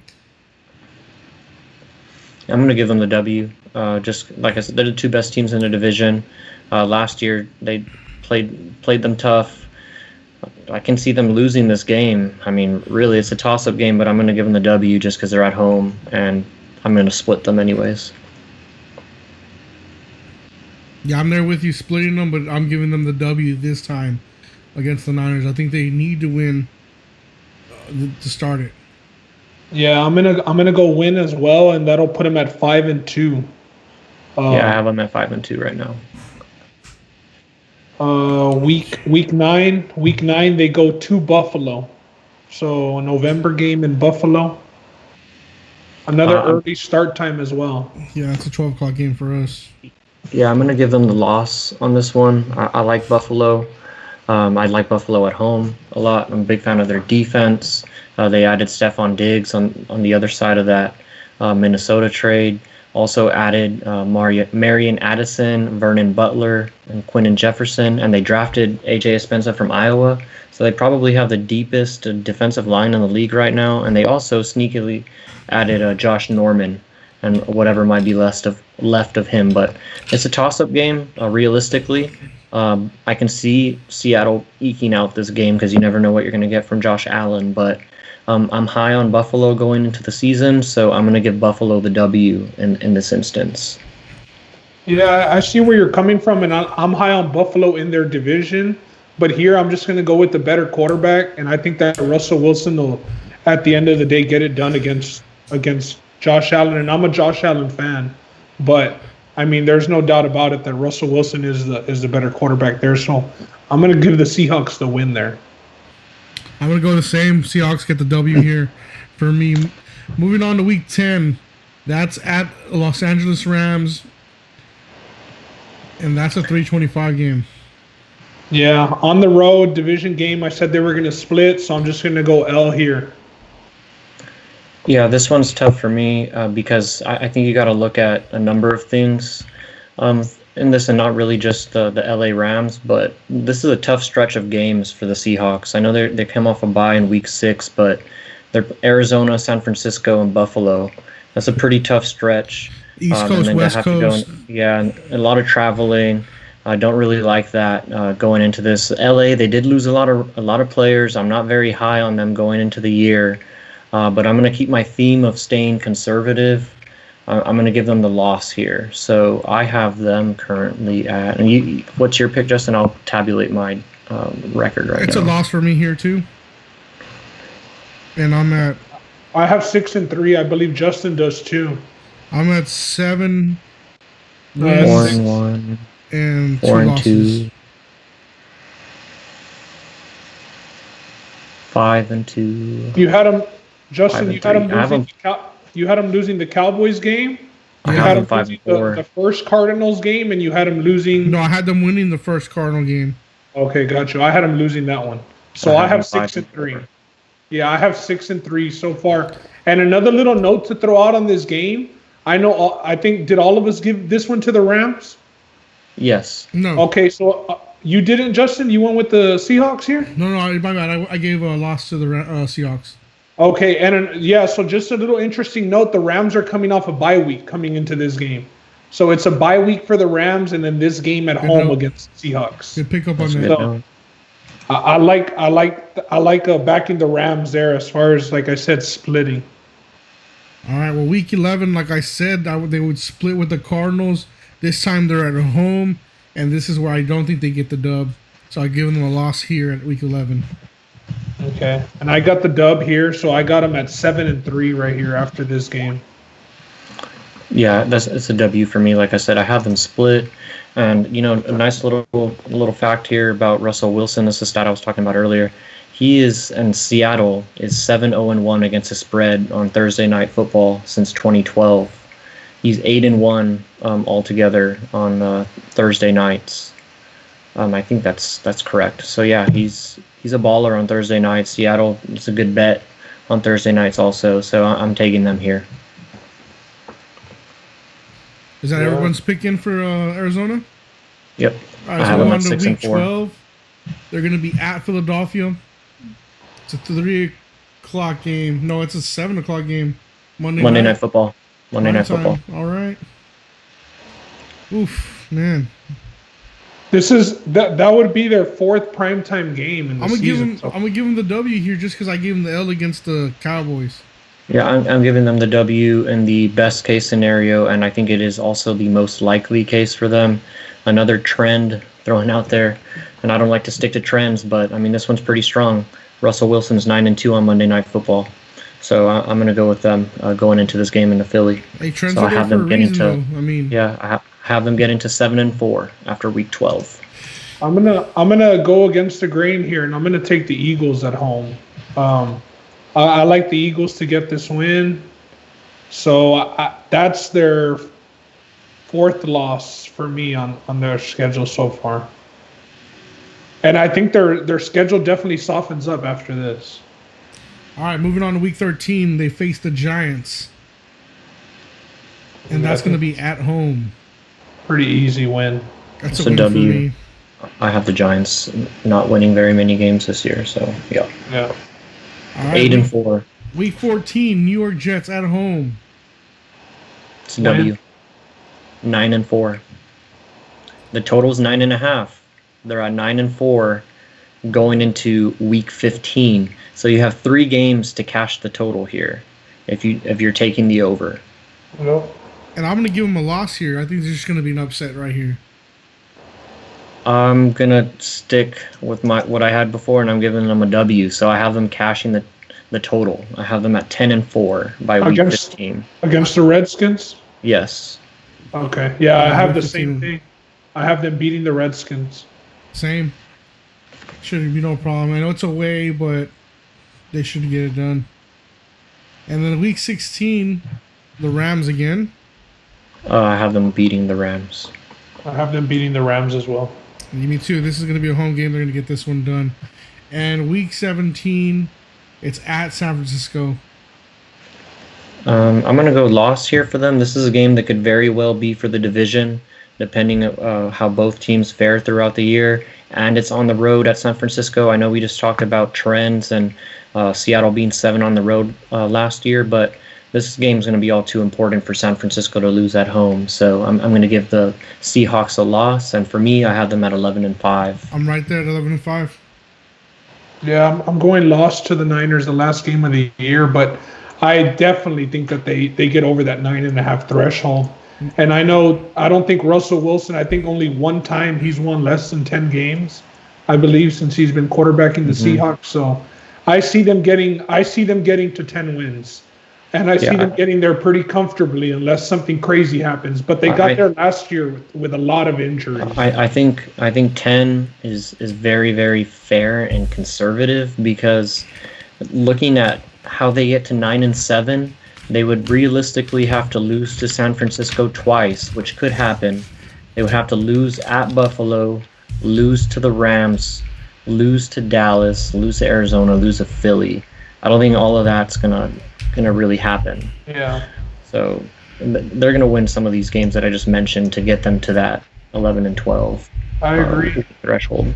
The big thing with the Seahawks, and I know their Achilles heel is their offensive line. Last year their Achilles heel was injuries, but their offensive line is one of the worst offensive lines in the league. And I know that you said that prior to it, some of their additions, they signed an offensive lineman. They signed Chance Warmack, and they drafted Damian Lewis. Yeah, so let's hope that draft pick ends up hitting. But I know Russell Wilson definitely didn't have a lot of time to throw last year and would have to make a lot of plays with his legs, if not throw away the ball. And I know they were at the bottom 5 as far as sacks allowed in the league. So That is their Achilles heel. That, and on defensively, their secondary. We'll still see that Clowney question mark is still up there. We'll see where he lands throughout this summer. But the Seahawks, with Russell Wilson leading them, man, they should. They're always, what's expected is the playoffs. That's the floor.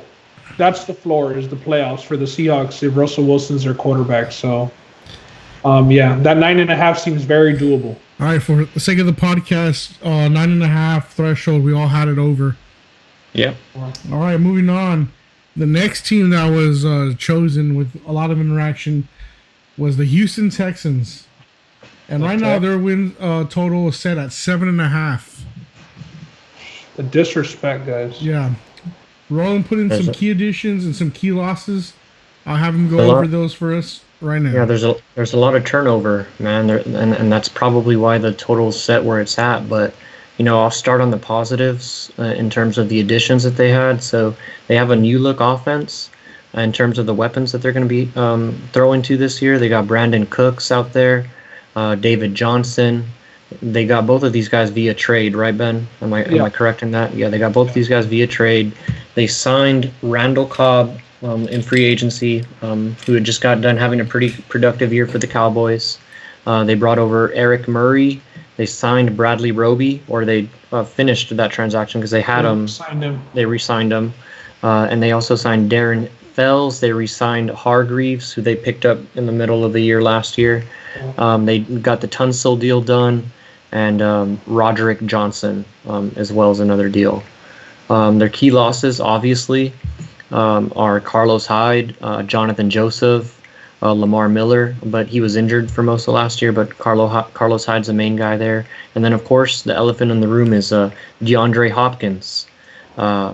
He accounted for about 30% of their targets over the past 2 years, which was, number 1 and number 2 respectively. Or actually, it was number 1 both years, I think.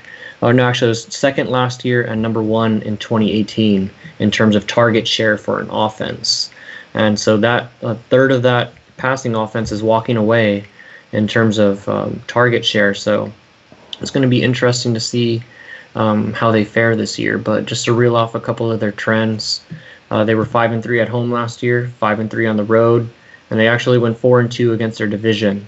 As we all know, their season ended last year, 51-31 in the divisional round against KC. But they were up in that game, 24-0. But they had a chance to win it, but it went against them. But we were going ham over here. Yeah, it went against them. But just to reel off and to finish the trends for them, I talked about the close games with the Seattle Seahawks.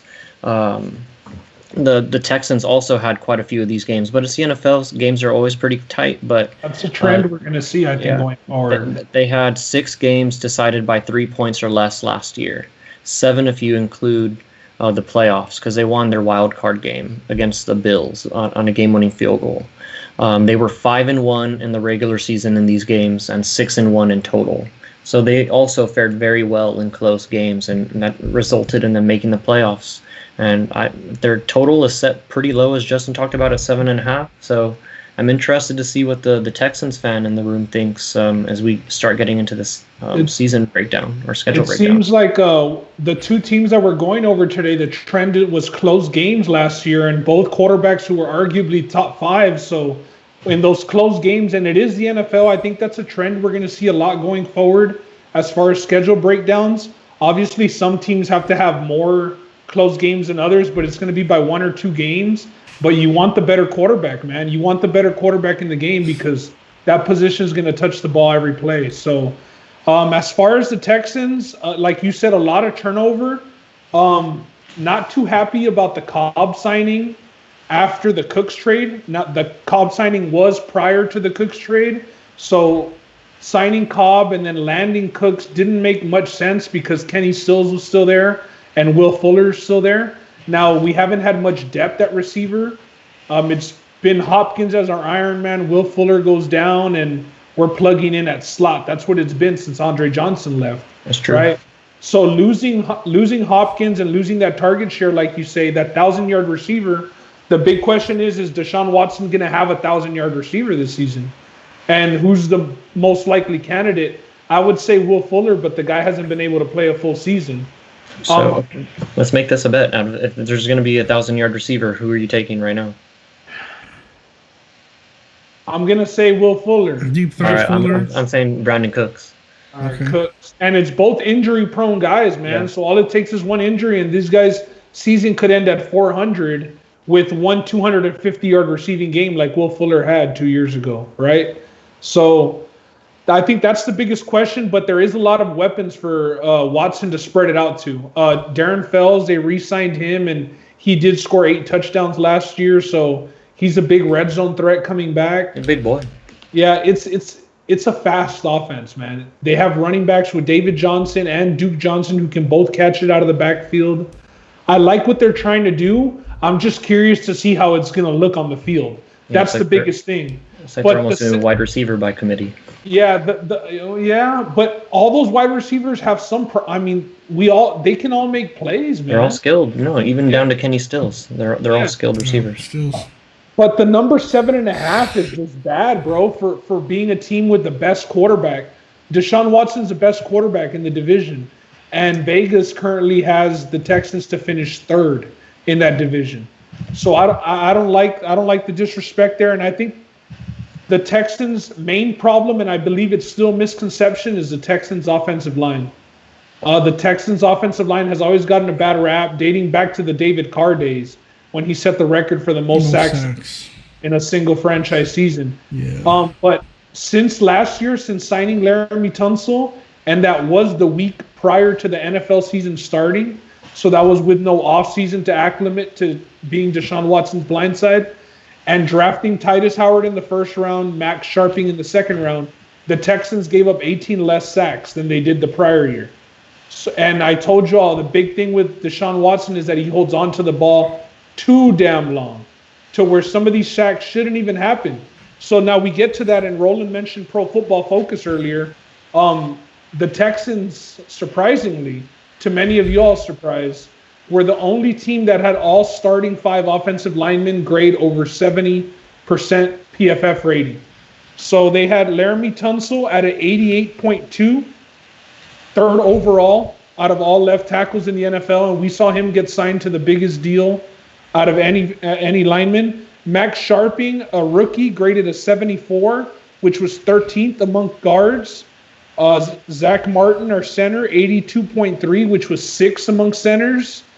Zach Fulton, 77.6, which was 6th for right guards. And Titus Howard, 70.4, 15th among right tackles. So I think there's a big misconception with the Texans' offensive line being their weak point, and I think that they addressed it last offseason, and we saw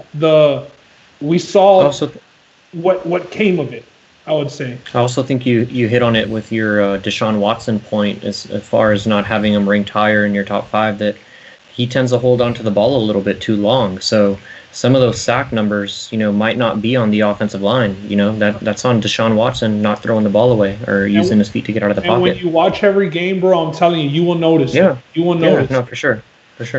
So I still think it's disrespectful. I feel like the O-line is the core. I know you all as Cowboy fans can definitely echo those sentiments, because when you all built through your O-line, I know it wasn't always the sexiest picks in the draft, but it ended up paying off because it definitely got the Cowboys back into relevancy.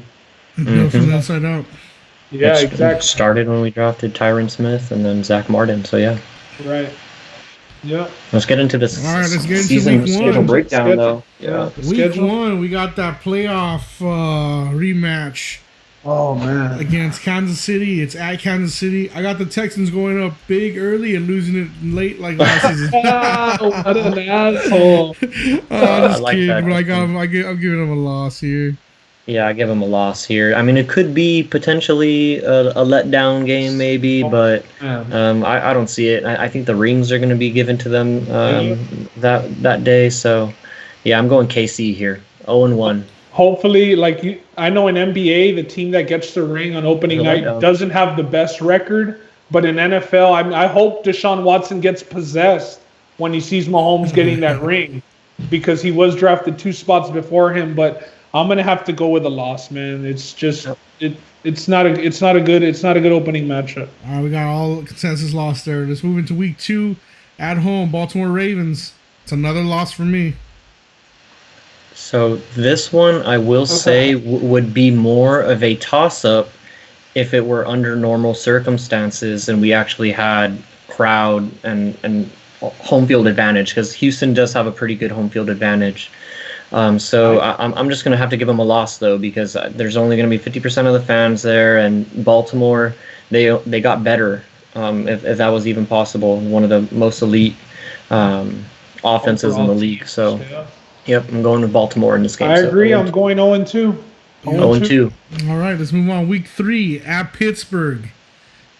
That's a loss for me again. They're not striking it off yet. Holy moly. I Tough first agree. month. I agree. I have them going 0-3 in my most likely scenario and worst case scenario. I do see a potential path to victory for them because I think the big question mark is Ben Roethlisberger, but just assuming that Ben Roethlisberger comes back and is normal, man, Pittsburgh, they have a chance to become a contender in the AFC with that defense that they have. They have a top 5 defense in almost every major metric. They have a Defensive Player of the Year candidate, the younger Watt brother, and TJ Watt, the healthier Watt brothers. Hey, man, this is the Texans breakdown, all right? And they added Minka Fitzpatrick also last year through trade. So I like Pittsburgh in this game, and I have Houston 0-3. Yeah. I'm going to disagree. I think worst case scenario is 1-2 to start the season. Okay. I do not see us going 0-3 because all hell would break loose. Prepare for impact, partner. If we go 0-3, shit, Houston, we got a problem. Hey, that's why I asked you last 2 or 3 podcasts ago if Bill O'Brien would be on the hot seat at the end of week 4. Oh, he will be. And you said, but if 0-3, I don't agree with you all. You're out of your mind. 0-3. But I think it's 1-2. Worst case scenario, we're winning one of those 3 games, bro. We're winning one of those 3 games. We'll put a friendly bet between us on that later on. Okay, just give me the field. Just one. I don't know about. I don't like that. There you go. Always gotta change something up. Yeah. 0-3. All right, let's hit week 4. We got the Vikings, and this is where they get their first W. Yeah, I have them getting a W here as well. At home, I got them 2-2. Hey, and you also have to put into consideration that this is not a tough game, though. This is a tough game. It's a 50-50 game, but they get this one. It's not the easiest start to the season to have a completely new offense in terms of the main weaponry. It's going to be hard, and I think by week 4 they'll start getting in their groove. Yeah. All right, week 5, Jacksonville. This is another dub. I think it's a W. It's not as easy. Jacksonville's always kind of tricky with Houston at home, but I'm going to go Houston W. I got us sweeping the Jags in the 2-game season series, so I'm going to go win, and I got us at 3-2. Right. I have you guys at 2-3. Yeah. Same here, 2-3. Week 6, Ryan Tannehill throws 8 passes, completes 6 of them, and they win, with giving Texans another loss.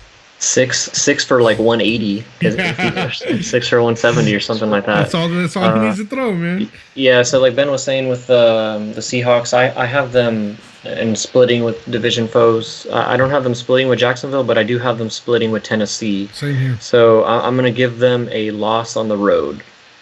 So I have them at 2-4. This is a tricky one only because we have a history of bottling up Derrick Henry. He's not that existent, and last year we played them 2 of the final 3 games of the season, and the first game that we played them, we won that game, so it pretty much locked us into the division title. And when we played them again the last week of the season, we didn't play any starters, but the Titans had to win to get in. And I honestly believe that had we played our starters, we could have swept them, just because I don't believe in Ryan Tannehill. And you're not going to beat the Texans throwing 8 times a game, man. You're not, because our weakness is our secondary.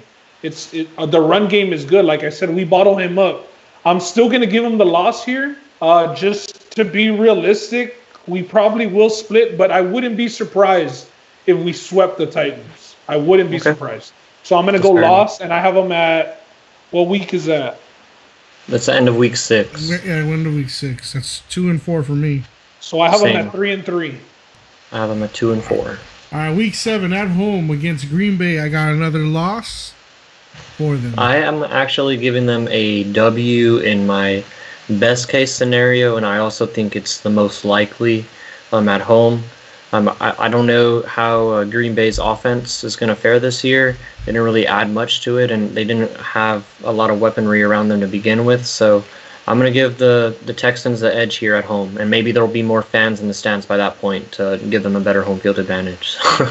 So yeah, I have them at 3-4 now.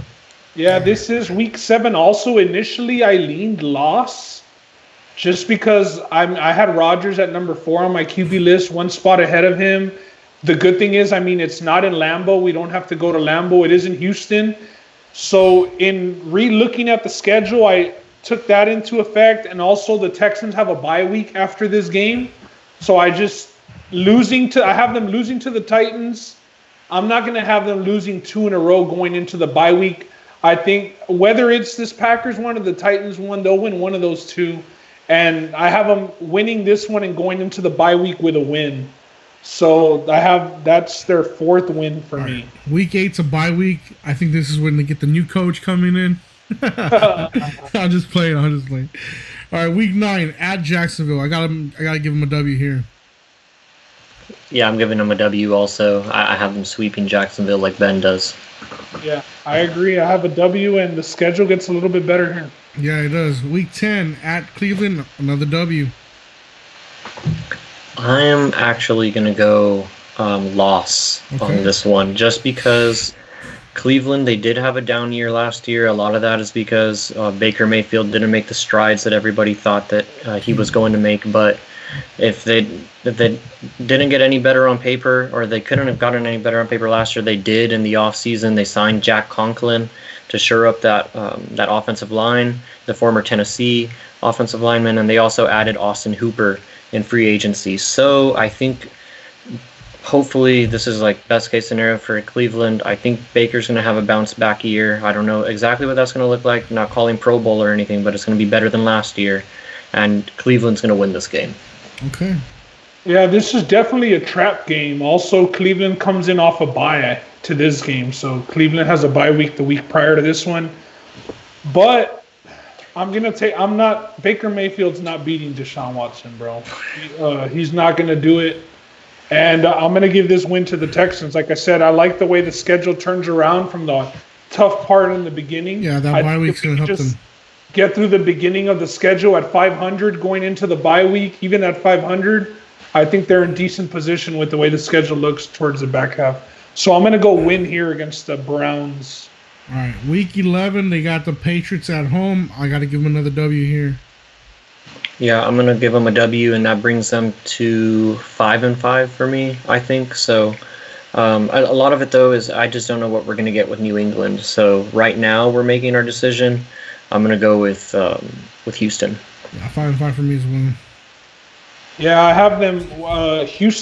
New England came into Houston last year for a big Sunday Night Football game with Brady, and we were able to beat them. And with this new quarterback, I think that we get them again at home. So I'm going to give this win to the Texans. All right, then Thanksgiving, they go in week 12. They play the Detroit Lions. Yeah, tricky one, man. You never want to be playing that team that's always playing on Thanksgiving Day. I know that they don't always win, but they're accustomed to it. They're used to it. And short week for the Texans that week too, and they're not accustomed to that. Yeah, and a earlier start than usual. I mean, only 30 minutes, but still. I'm gonna give them the L. This is a tricky game. Normally, you would just say win right off the bat, looking at the two teams on the schedule, but I have some hesitation here, and just so I'm looking forward to a good Thanksgiving, I'm going to say W. Okay. Yeah, I think Houston, they're going to win their second in a row here. I have them at 6-5 against Detroit. Don't have too much on them right now at this point. All right, week 13, Indianapolis Colts, and that's at home. W. Yeah, I think this one is going to be kind of tricky. I have them splitting with Indianapolis. I think Indy did a lot of good things in their offseason. We can get to that when we're breaking them down. But just to highlight, they got DeForest Buckner and Phillip Rivers. They were on the other side of that San Francisco trade. They pretty much gave up their first rounder and turned that into DeForest Buckner. So I'm going to give them a W here, though, because they're at home. They are going up against Phillip Rivers, who might be on his last stand going out. So I'm going with the Houston Texans here, and I have them getting to 7-5. The total is 7.5. I have them at 7-5 by week 13. With this one, I'm on the other side. I know the Colts are the favorite to win the AFC South this season with that addition of Phillip Rivers. Unlike most people, I think that makes them worse. I'm not a Phillip Rivers fan. I don't think that he's much of a weapon at the age that he is. He's not dual threat like Jacoby Brissett. Jacoby Brissett, I feel, offers more right now where they are. I know Phillip Rivers' name holds a lot more weight than Jacoby Brissett's. Yeah, and they did a couple of other things other than just, Phillip Rivers and DeForest Buckner that makes them a contender. So, I mean, if we want to get into it, I mean, they got Xavier Rhodes and Julian Blackmon, and then they also signed, or not signed, but they drafted Michael Pittman and Jonathan Taylor to beef up that offense. So I just don't like Phillip Rivers, man. I don't. No, that's fair. I don't see him as a threat, but I have us losing this game because we can't win them all. Damn it. Yeah. So I feel you. Okay. I have us losing this game. All right, week 14 at Soldier Field, Chicago Bears. Maybe the elements are at play. Maybe there's a little snow. I'm gonna go L. That's all I had to see was December in Chicago. L. Yeah, I'm going L here. And that's because I don't even think the Bears are that good. But it's going to be one of those games where the first team to 17 is going to win, I think, in that game. All right. Week 15 at Indianapolis. This is where I think they split, and I'm going to give them an L here. Yeah, I have them with a loss. I have them at 7-7, so they still haven't hit the total on my season schedule yet. I had them losing the first one after that Thanksgiving game. So I had them on a 2-game losing streak coming into this game against the Colts. And I think that it's going to be a very important game late in the season. For both and teams, I think that we win this one.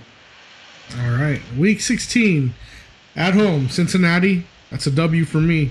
I don't think Burrow's going to beat them. Yeah, I'll give them a W here. Still need to see, like Justin said, what Burrow looks like this season and what that impact is on Cincinnati. They did play a lot of close games last year, for what it's worth, and they were in a lot of games, but yeah, I don't think there's going to be a big enough change for them to beat Houston on the road. So yeah, I have them winning here. I'm getting to 8-7. And at this point, we're talking about week 16. So we got to think the Bengals are probably not going to be in the playoff picture, and the Texans are going to be in must-win mode to either win the division or get into one of those wild card seeds. So I think that this is a no-brainer. Texans at home against the Bengals. We always beat if there was one team that we would beat it every time we played in the playoffs, it was the Cincinnati Bengals. I know Dalton's not there anymore. Marvin Lewis isn't there anymore, but I don't expect to lose to a rookie at home in a very meaningful game. So give me the Texans. All right, week 17 at home. This is another split game for me, and this is a W against the Tennessee Titans. Yeah, I'm giving it to them because I had them splitting with Tennessee. So I'm going to give them that 9-7. And as Ben was talking about with the Cincinnati game, it's the end of the season. This could very well be for the division. It could be for the last wild card spot. Who knows? But these teams always seem to be going at it at the end of the year. So I'm going to go 9-7 for the Texans with that last W. I'm at 8-8. Yeah, and I got to win. And I actually have them around 10-11 wins, man. Yeah. With that number, it sounds very homerish. With that number, but dude, I really think that number's set too low, man. I really think that number's set too low. I really do. I'm going to disagree with you. I think it's a fair number just because you just have to think about a couple of things. It's a rough opening. It's a rough opening. It's a new. Well, see, that's the thing, though. We won the division 4 out of the last 5 years, and all of a sudden, we're supposed to be the scum of the league. No, 7-5 isn't the scum of the league. The majority of the league, finishes 7-9 or 8-8. 7-9 and 8-8 is the most common record in the NFL. It's not scrubbish by any means. But what I was going to say is, for me, and the reason why I won't recommend this for a bet, even though I had them going over at 9-7, is that there's a lot of variance that I see. This can go either way. Like Ben has them 1-3 or 2-2 out of the top 4. I have them potentially losing all 4 of those games in one of my scenarios that I ran. It's my worst case scenario, but let me it's tell not. You the other thing. It's a potential. 2 years ago, we started 0-4 and rattled off 9 in a row. True. Yeah, but that's a different schedule 2 years ago. Huh? No. Well, we don't know what the schedule is. We're gonna have to pull it up. But the thing is, we started off 0-4, won 9 in a row. And I mean, just with those 9, the win total's done. The win total's out the window. We talked about it in the beginning. Another thing that went into this anything can happen. I mean, the turnover, and then you lost 32% of your quarterback's targets. I mean, he looked at this guy 32% of the time the past 2 years. I think that's big. I think Deshaun Watson, though, like Ben and a lot of people had him in his top 5. I think he's another guy, like I said, Lamar Jackson and Deshaun Watson. They could end up in the top 3, in the top 4 at the end of the year for me. And I think he's going to be good enough to make this work. I think a lot of it is going to be on how can Deshaun Watson distribute the ball amongst all of his targets rather than just looking at one guy for a third of the time. And as Ben talked about, they've never had this deep of a core before. Now, let's just call it what it is. A lot of guys, and I will say, and I'm sounding like I'm sticking up for their total of being not being low, but I'm saying it should be higher, or that they can cash it, is because all of these guys, as we talked about, have skill. Kenny Stills, he made plays for them when they asked last year. Brandon Cooks, he's a 1,000-yard wide receiver when he's healthy. Will Fuller, he's a big play receiver. He goes up and gets it. They already have Darren Fells, who's a familiar target for Deshaun Watson. They have all the pieces to make this work, I think. And Randall Cobb, I didn't even mention him. So it's all on Deshaun Watson. If Deshaun Watson takes that next step and solidifies himself as a top 5, top 3 quarterback in this league, there's no reason why they can't get to 10 wins, Ben, because like you said, that division, even though the Colts did get better, it's still very winnable. In all scenarios. I do think the Colts have the best coach in the division. I will say that. Yeah, he's the most aggressive. Right. Yeah, and he's just the best. Although it did bite him in the ass last year when we did split with them. We shouldn't have, but he went for it on a 4th down that he shouldn't have. But just because of the way that he coaches. But regardless, I mean, it's just, bro, it's Deshaun Watson. And Bill O'Brien has to be factored into that total too. Well, yeah, but he's on the hot seat. I mean, it's... If we're saying that he's on the hot seat, we got to win, man. And you brought it up too, though. He arguably coached them out of a few games, out of a few W's last year, and with some of the decisions that he made. The play callers changed this year, so he no longer has play calling duties. Yeah. The downfalls on Bill O'Brien are clock management, and golly, thank God he's not calling plays, because I'd bet my life we're running the ball every first down. Well, that sounds like the responsibilities of a head coach. So that's what needs to change with the Texans and these quarterbacks, bro. The Seahawks have the same problem. These coaches run the ball 2 out of the first 3 downs. You should have the ball in your best playmaker's hands, man. He can run the ball. If you want to run the ball, fine, run it on first down, but second and third's got to be a pass, unless it's like short yardage. But with these teams and them handcuffing their elite top 5 quarterbacks by running the ball, part of the reason why the Seahawks lost to the Cowboys that year in the playoffs, just handing the ball. Cut them loose, man. Cut them loose. I ran 3 scenarios here. I have them anywhere from 7-9 to 11-5. Best case scenario, ultimate best case scenario. That's like they gel and they reel off. Because I have the Pittsburgh game. I did call it an L, but I do see a scenario for Houston to win that game. So they could potentially be 2-2. Out of that treacherous 4-week stretch to start the season. So, I mean, all cards on the deck, they can end up anywhere, in my opinion, from 7-9 if everything goes bad with this turnover to 11-5 if everything goes as planned for them. So, yeah, Texans are a super interesting team going into this year, and I definitely want to track their progress. We're going to learn a lot right away. That's the good thing. I'm right there too, Roland. I mean, there's 2 games I can see them flipping for me. the Steelers game and one of the Colts games. They flip it and they sweep the Colts. And the other that game puts them too at 10 and is Cleveland. 6. That's a possibility. Cleveland too. But I'm just not comfortable putting a bet on the over 8 if I was to do it. Yeah, I like both. Out of the two teams that we went over today, I like the over on both. I like both teams' quarterbacks as far as compared to the rest of the league. I haven't been the biggest Russell Wilson fan, but now I believe that the Seahawks go as far as his shoulder takes them. They no longer rely on that defense, the Legion of Boom, and Marshawn Lynch. So I like the over on both, and I think that they both get there comfortably, honestly. Yeah, I would like it I would like it a lot more if the number was set at 9 because you have that built-in push. But just looking at it for me and the Seahawks, I think they're going to get to 11-5, and they're going to have a couple of weeks to cash their total. Is the other thing I think in all scenarios they're going to be up to week 13 or 14 on that game trying to cash it. So. I would recommend taking the over if you wanted to look into season totals today because the numbers do move. It moved from 9 to 9.5 just in the past 2 weeks. So these numbers are very fluid. They get even more fluid towards the beginning of the season. So you can still get some pretty good numbers right now before a lot of the quote-unquote institutional or big money bettors come in. So just want to keep that in mind. If you're looking at a bet, I would recommend taking the 9.5 over for the Seahawks. All right, well, that's our NFL breakdown for the two teams this week. Again, give us your input for next week, and we'll go over them. All right, back to NBA news. Spencer Dinwiddie keeping himself in the NBA spotlight. Last week we talked about him opening up that GoFundMe to decide where he would play. Well, this week he shut it down. $1,100 in total is what he raised. Now, I don't know exactly what he's going to do with the $1,100 raised, if he's going to return that money or donate it, but that did not go to plan for him.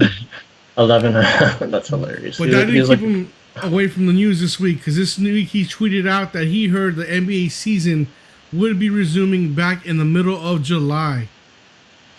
So we'll see what happens. I think we've heard different things about July happening in Orlando. So it's starting to get legs, at least. More people talking about it. I know Charles Barkley talked about it today as well, that he heard from TNT execs that it's going to happen. But if it does happen in July, you know what that means. The draft is going to get delayed. And speaking of the draft, this is an exciting draft because we've been seeing a player for, 8th grade, 9th grade. We've been waiting for Mr. LaMelo Ball himself. Mr. Pull up from the half court. Call his shot. And this week we saw that the Knicks had him as the top point guard in their draft board. What do you guys think? LaMelo Ball, is he a baller or is he a bust? Man, I think it can end up like he can be an all-star or he'll be a bust in the league just because of how volatile this kid plays. Like, he plays balls to the wall at all times. He has great court vision like his brother, Lonzo, who's in the NBA right now with the Pelicans. He's not afraid to take a shot, and that's probably his problem because, like his brother, he doesn't have a very good shooting form or three-point shot. He's not afraid to chunk it up, but he did pretty well in the NABL, the National Australian Basketball League. He played... he played against R.J. Hampton, was the other top prospect that went to Australia. But I'm saying this with a big smile on my face because I'm a LaMelo Ball fan. I just like the way he plays. He's not afraid to go to the cup and throw up a crazy floater, and he has all the tricks in the book as far as the no-look passes. His handles are on point. He's not afraid to take the shot, as I alluded to. But yeah, it's just going to be whether or not he can be an efficient player, which he hasn't been so far. Yeah, I think that if Trae Young made it in the league, I'm pretty sure LaMelo Ball's going to make it in the league. Yeah. So I'm on board. I'm on board, and I think it just depends who has the number one pick, and I think that he can go number one, just depending on what team is picking there. If the Knicks were number one, I think they'd pick him. If the Warriors are number one, I don't think that they pick him. So, but he will be a top 3 pick. I know that the Knicks right now, where they're positioned, if all things went as said, ping pong balls, I'm saying, considering their wins, they're locked into the number 6 pick. So they would need some things to go their way if they wanted a chance at LaMelo Ball, in my opinion, because I don't see him. I see him being a top 3 pick. I don't see him lasting past that. And poor Spencer Dinwiddie, bro, he couldn't even get a stimulus check. Go and get the like, come on, man. You know that he didn't qualify for the stimulus check because he made too much, and he couldn't even get a stimulus check out of his GoFundMe.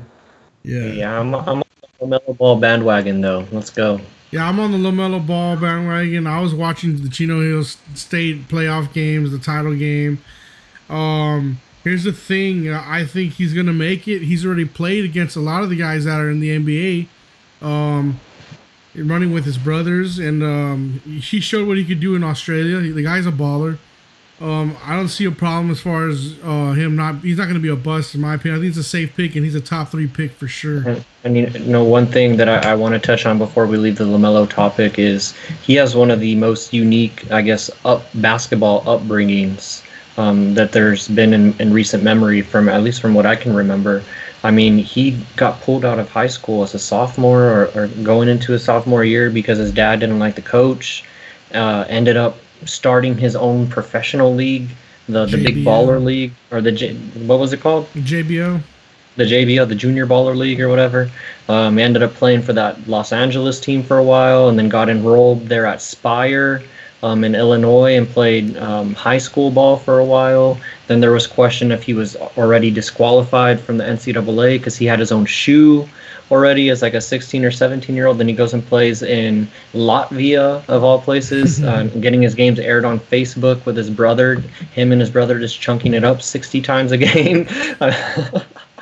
And then he goes to freaking Australia, and he plays pretty well. I mean, well enough to put himself in this conversation. I mean, he didn't go over there and stink it up. He went over there and put up some pretty decent numbers playing against grown men. So I think his upbringing's actually going to play to his benefit. He's already used to being in the spotlight. He's used to traveling and doing all of that stuff. That's not going to be an issue for him. It's just going to be all on the court. And I think it's going to work out well. Roland, is he a better prospect than Lonzo? I think so.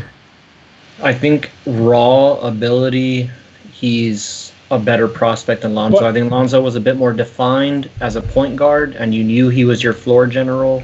This guy's a little bit more of a wild card.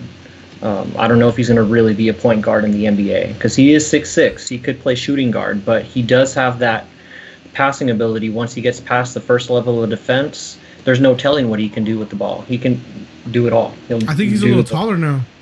So you don't think that if he would have gone to college, he would have been for sure 1 or 2?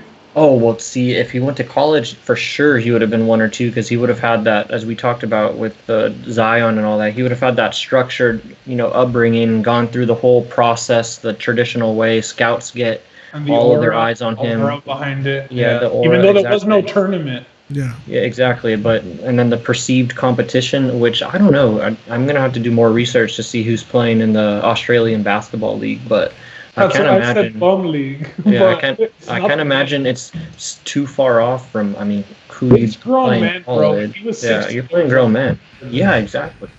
And now he owns that team that he played with. It wasn't. Yeah, now he owns it. But it wasn't like Ricky Rubio playing in the Spaniard League, which is a more developed league at like 14 years old, like we all heard of Ricky Rubio, and playing in the Olympics at 16 years old. Yeah. Is this the first podcast player that we're going to represent and root for as a podcast? I'm with it, man. I was rooting for Lonzo. Episode. This is officially a LaMelo Ball podcast.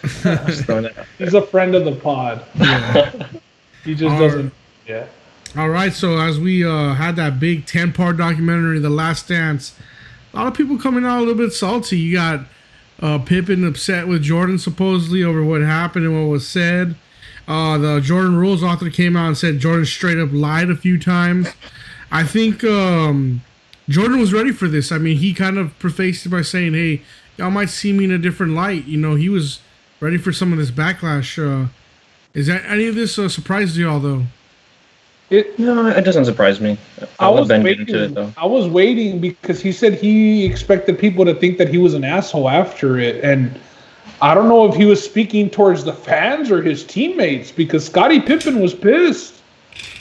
Scottie Pippen said he didn't like the way he was perceived on the dock and he didn't like the way MJ went about it. And I was here saying that Scottie would go to the grave fighting for MJ over LeBron just like Dennis would or any of them. But shit, it feels like Dennis got a better rap than Scottie and he was out there doing his own damn thing. You know what I mean? I definitely think Scottie differently after that doc.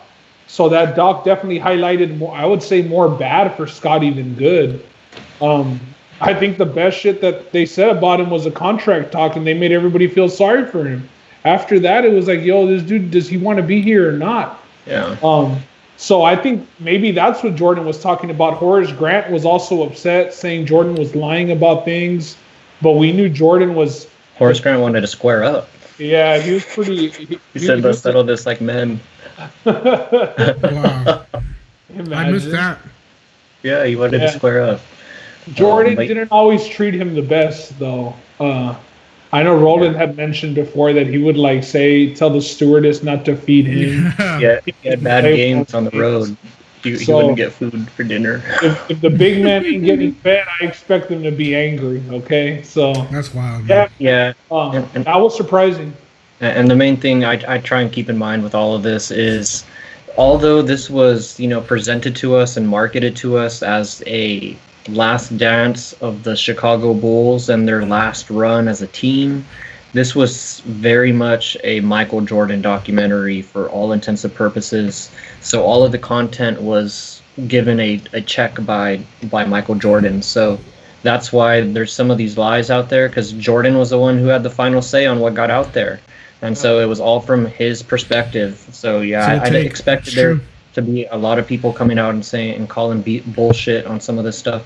The one thing though that was major, and it wasn't covered in this article that we were all looking at coming into the podcast, was one of the major things that he ended up lying about was the whole Dream Team situation and how it was Magic that ended up saying that he didn't want Isaiah on the team because he has his own personal reasons. So we won't get into that, but he actually got caught on tape supposedly saying that didn't want to. He was refusing to play with Isaiah Thomas, completely contradicting what he said in the podcast about that situation. So that was a pretty big lie that I thought, but it's expected because it all came from his perspective, and he directed it pretty much. And the author saying that there was motivation to come back for that season. We all pretty much said that there was too many things mentally.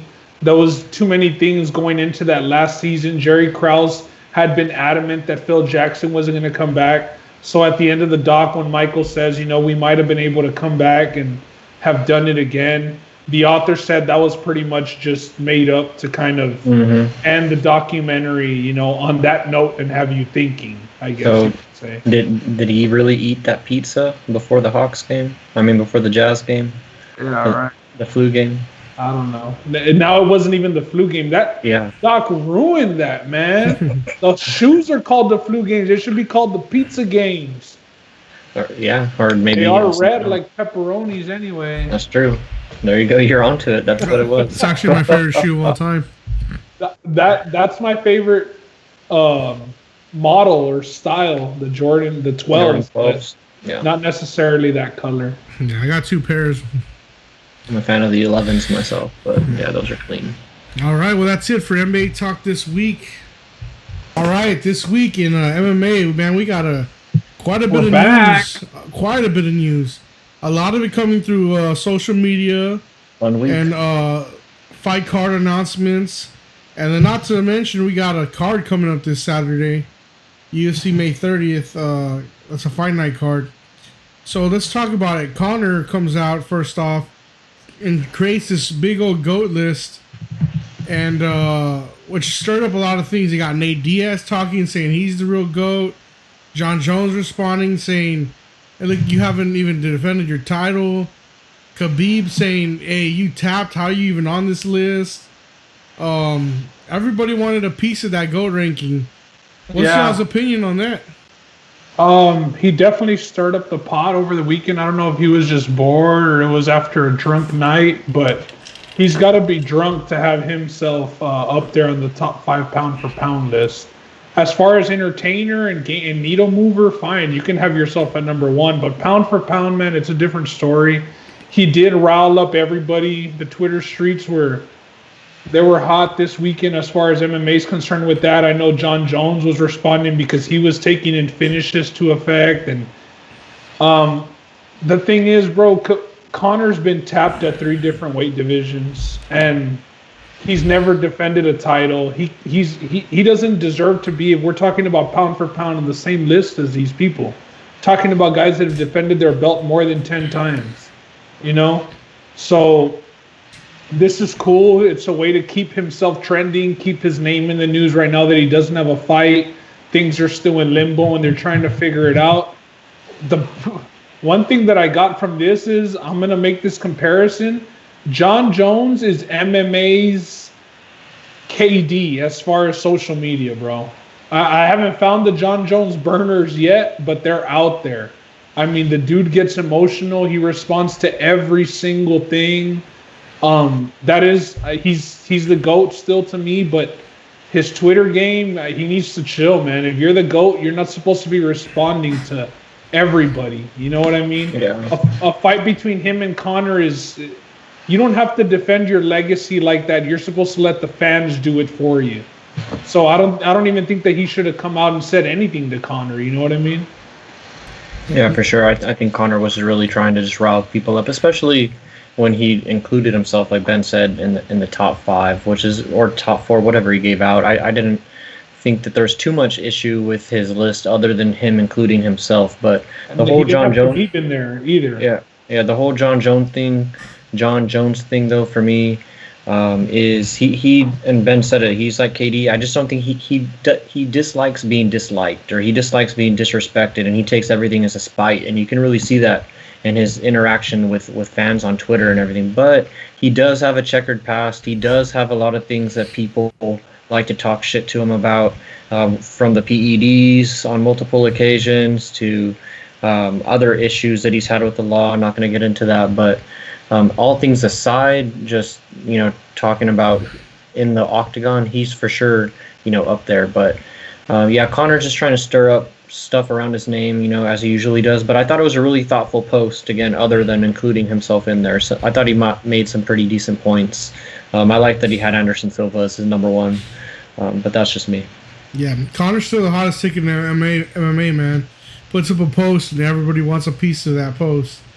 It's good to see. He's keeping that relevancy for MMA fans and stuff. And he's making it mainstream too. Yeah, I mean, there's a lot of people are looking at this. I might not agree with the list, but I like that. I like that it's getting to the masses. Another thing we had was MMA coaches giving their opinion on stopping fights. Some saying it's not an easy call and when to decide to throw in the towel. Are we gonna start seeing more MMA coaches saying, "Hey, my guy's just out of this fight, let's throw it"? I mean, that kind of seems to be where it's going. I don't think we are, unless a rule changes, because it's actually against the rules in MMA to throw in the towel. The rule is the corner has to get up and start signaling towards the other judge that will then notify the referee. So there is no throwing in the towel like there is in boxing, because it's a hazard, was the explanation that I heard on the John Anik and Kenny Florian podcast. And they actually talked to an official about it. John Anik was adamant that throw in the fucking towel, I'll pay the fines. We just need to have this start happening. And all of it came as backlash to Anthony Smith. He was actually on Ariel Helwani's show, and he said that, was it Herzog or Goddard that refereed his fight? I think it was Herzog. I believe it was Jason Herzog, and he said that it was cowardly of him to say what he said, that he didn't think that he should have let it go on that much, and that he should have stopped it before. So I don't know what's up with these fighters, man. The fighters that actually are knocked out and really against the ropes, and Cruz and him going after officials for simply doing their jobs. Most of the times these officials get bashed for stopping fights too soon, and a guy wasn't really out, or no, it's, oh no, he beat the living hell out of him, and the brain damage, and then they stop a fight with some may consider too soon, like the Cruz one, and there's all that backlash. So it's probably one of the hardest jobs there is out there in sports, I would say, officiating MMA. Yeah, the judges are a whole different story, but as far as the officials, it's tricky, bro. It's tricky, and I don't agree with it. Yeah, I thought the article that Justin brought up was pretty informative, and I liked the coaches giving their different opinions. A lot of them had said that they've never thrown in the towel, or they've only done it on one occasion at the highest level, and for multiple reasons. You're dealing with a guy's, his livelihood in terms of how he makes money, and if there's any inkling or any chance of him turning it around and winning, you're not going to call that. That guy's going to hate you forever and fire you, kind of like what Ben brought up the last time with Deontay Wilder fighting or firing his corner before or after the Tyson Fury fight. But anyways, I thought it was insightful, and I don't think we're going to see more. I do think we're going to see more guys under the gun and more people under pressure, because that's just how social media works, especially with the backlash and all that stuff. People just react to what they see immediately, and there's always this initial outrage, and people are just, how could this ever happen? How could this ever happen? And as Ben said, Anthony Smith came out and said, that's my rule. I'm not going to get called out of a fight, blah, blah, blah. If I'm okay, I'm going to go in. So I don't think we're going to see more, but I do think it's going to be a continued topic. We're going to see this more and more. It's not going to go away just because of the way social media works. So maybe there is a rule change, like Ben says, to make it easier to the big thing, Roland, also in MMA, aside from the rule, is these fighters, it's show and win money. Yeah, exactly. It's not just one flat fee. And a lot of coaches say, for example, Anthony Smith, who makes 6 figures to show and 6 figures if he wins, if they throw in the towel, they're taking that chance away from him of making a 6-figure, exactly. like you said, of maybe landing some crazy shit, but they're not going to do. It's like they're not going to take that out of their fighters' hands, because then it ends in stuff like corners getting fired and stuff. It's a very tricky situation, and every coach is going to have a different understanding of it and willingness to do it, but it's all about that fighter-coach relationship. And having that conversation before you go into the fight or whatever, you just have to know your guy, like you're saying. Yeah, you just have to know your guy. Yeah, not everyone is Pettis and Rufus. Right. Yeah, exactly. All right, another topic this week, and I'm not even sure I can take this one seriously or not. Mike Perry talking about, I'm done with my coaches, and only my girlfriend will be in the corner for my next fight. Man, what is she gonna do if you're cut up? She gonna be the cut coach too? What's going on, Perry? And that's his new girlfriend too. Yeah, I don't know. Platinum Princess is gone. I don't know where she went. The Platinum Princess, bro. She's no longer in his corner. Soon he's just gonna have a team of chicks in his corner. He's crazy, and if he's serious, I'll be picking against him his next fight. He's wild.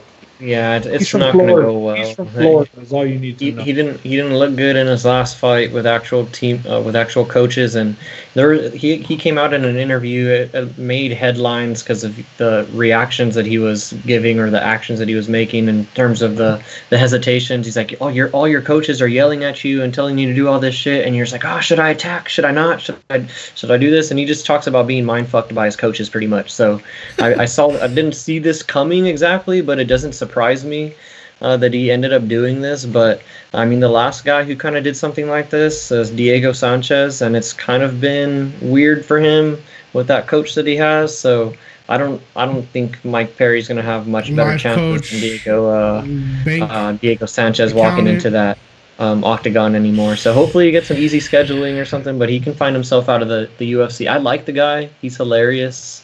But he's a candidate for BKFC, bare knuckle fighting in a couple of years. Honestly, he's good enough to go to World Series of Fighting and win $1 million, and I would like that for him, bro. Okay, there you go. Because Mike Perry with $1 million would be a TV show. It would be wild. You know, I'm surprised reality TV hasn't been shopped to him yet.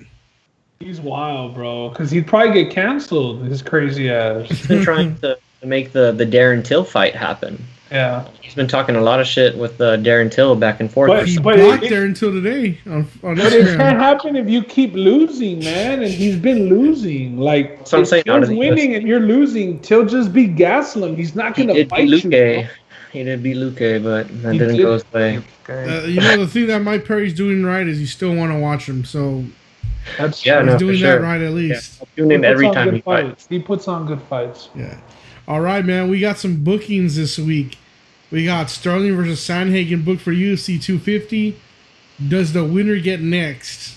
Absolutely. Absolutely. Winner gets next there.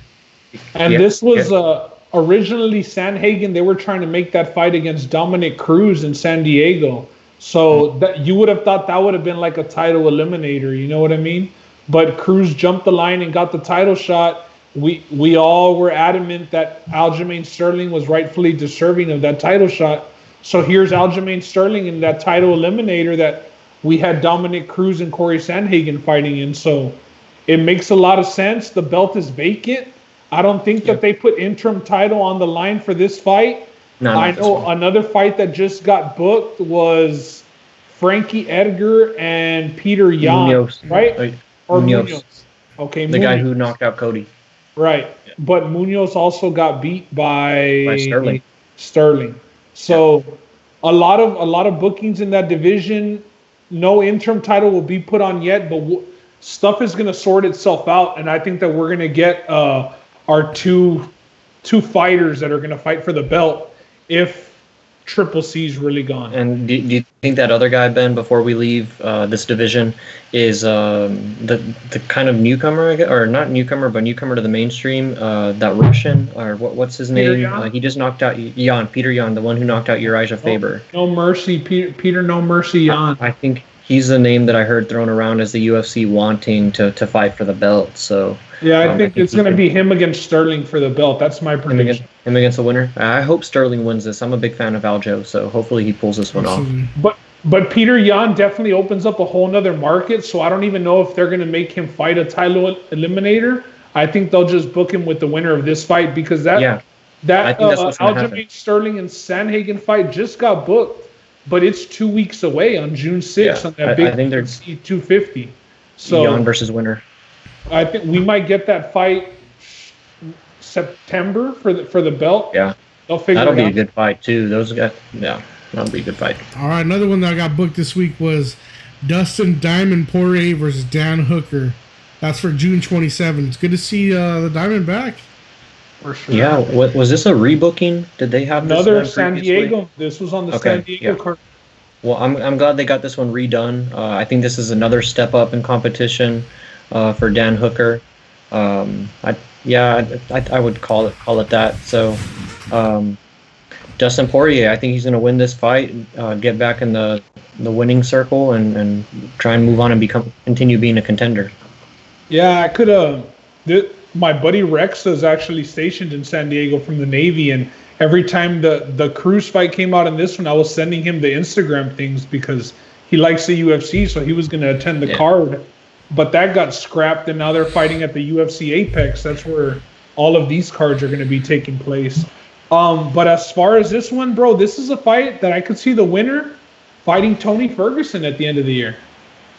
I could see think that's a whoever good wins matchup. this fight getting in there against Tony Ferguson. It'd be a new matchup. He hasn't fought either guy. So whoever comes out on top is going to come out with a top 5 ranking in this fight. And I think that it's a spot where Tony Ferguson could get back in the octagon by the end of the year against the winner of this fight. That's what I see pretty much happening. Who do you favor early in this fight? I Just favor looking at it. Poirier because he has the power, but it'll be interesting. Dan Hooker trains over there with Adesanya and all those guys out of City Kickboxing, and they've been on a run as of late, man. So Yeah, I wasn't too impressed with Hooker against Paul Felder. I thought you can make a strong argument that Felder possibly won that fight. I was on Hooker. I took him on a bet, but I thought Paul Felder might have won that fight. That's just It me, was though. very close. Felder's always in close fights. So Yeah, and then sometimes he'll get the decision when he shouldn't. That's just the way it goes, man. it's a UFC. Yeah. Yeah.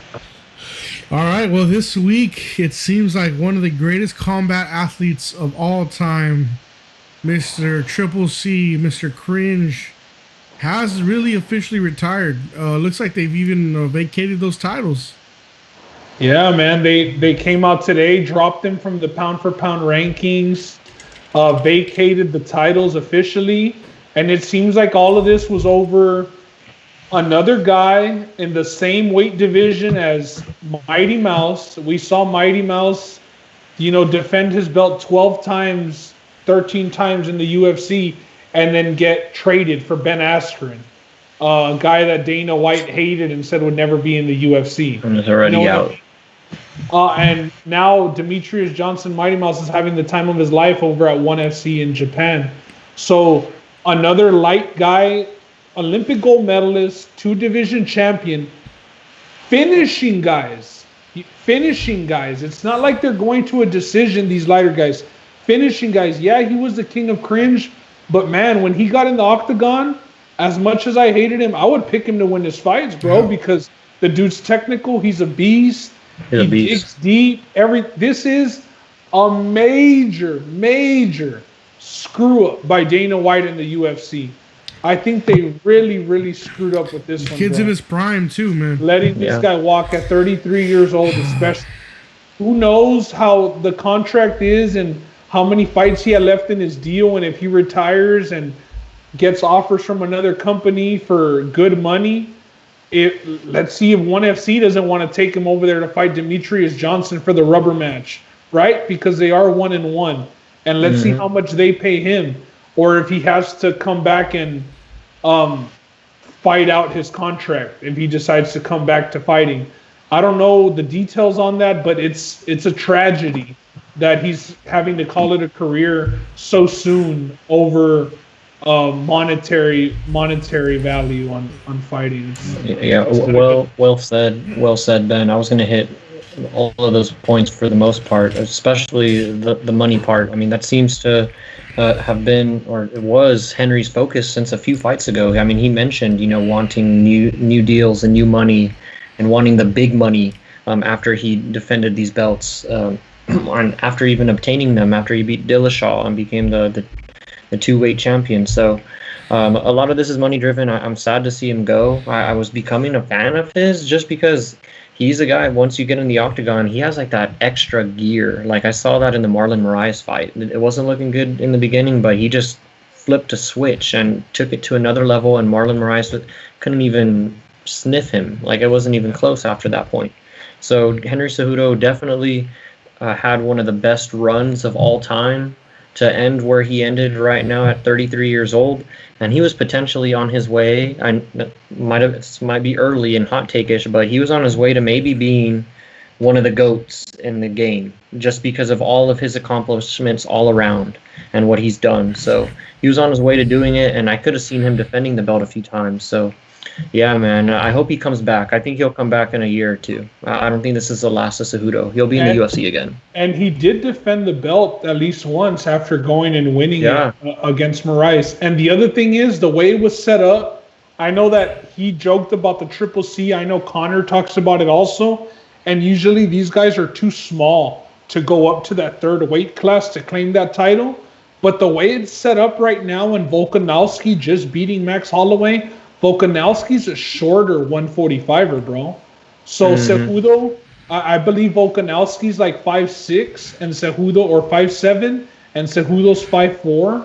So it's not like he'd be fighting Max Holloway to try and become a 3-division champion. You know what I mean? Yeah, it was set up the right way, but if the money just isn't right, then the money just isn't right. Because I'm pretty sure if he wanted that fight, they would have offered it to him, but they might not have pumped up his pay. You know what I mean?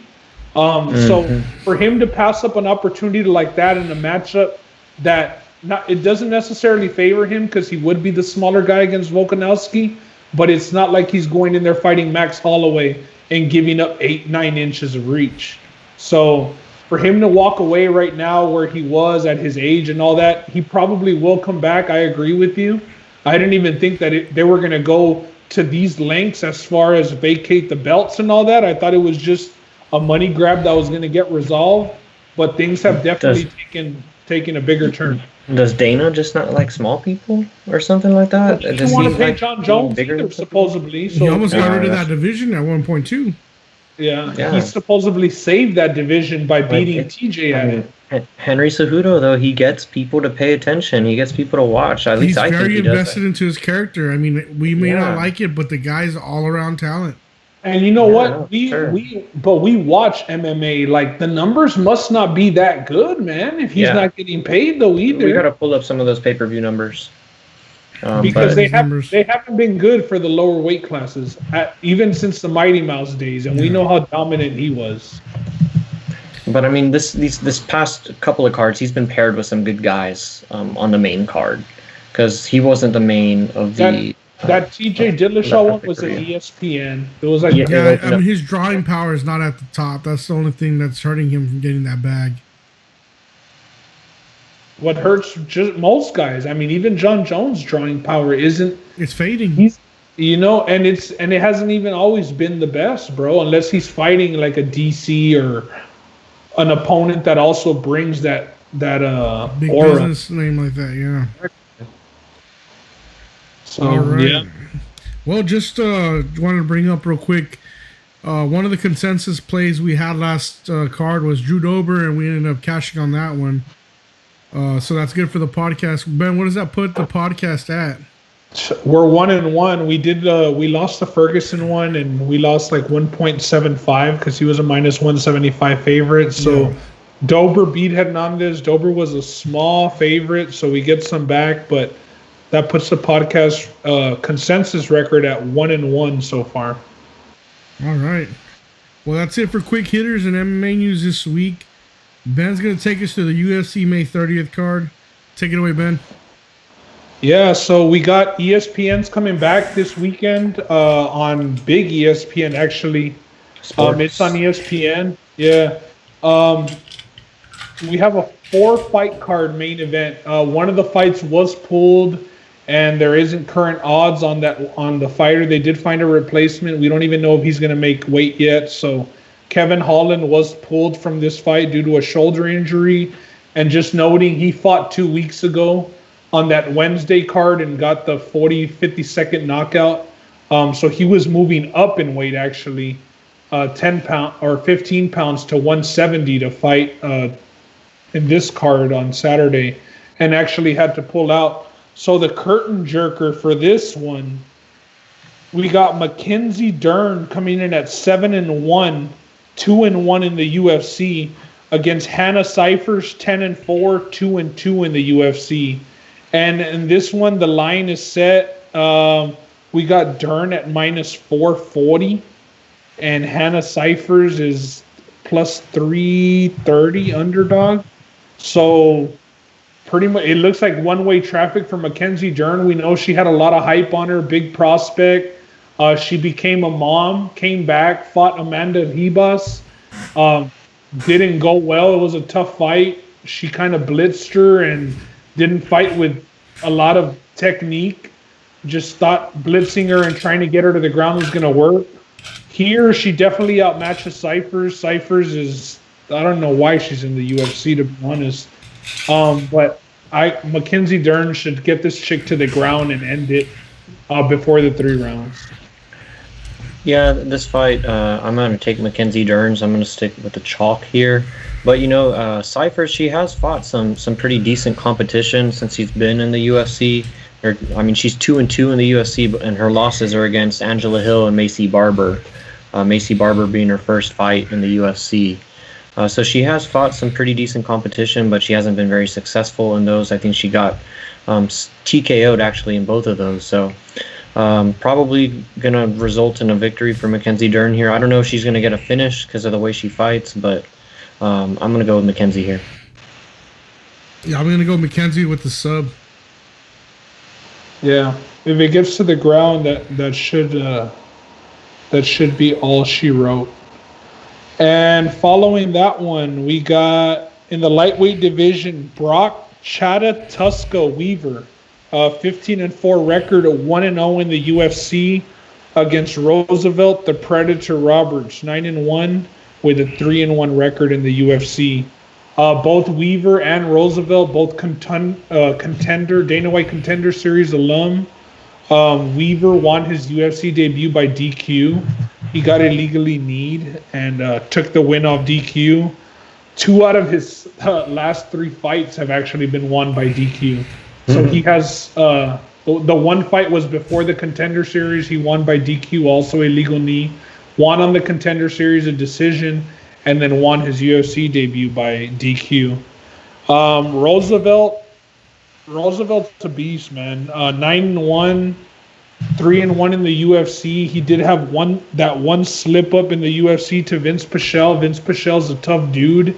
It was a stand-up fight, and I think Roosevelt Roberts does his better work on the ground, although I think that he outmatches Weaver both on the ground and standing up. So for that reason, I'm going to take Roosevelt Roberts, and he's a minus 340 favorite. So another big favorite. Brock Weaver's a 255 underdog. Yeah, this one's pretty easy for me also. I'm going with Roosevelt Roberts. Justin? Let me go Weaver and take this Weaver fight. Weaver's a madman, bro. I know when he went on Dana White Contender Series, he came out. I know he's a part of like some tribe. I believe. Mm-hmm. Yeah, and he came out with the whole headpiece.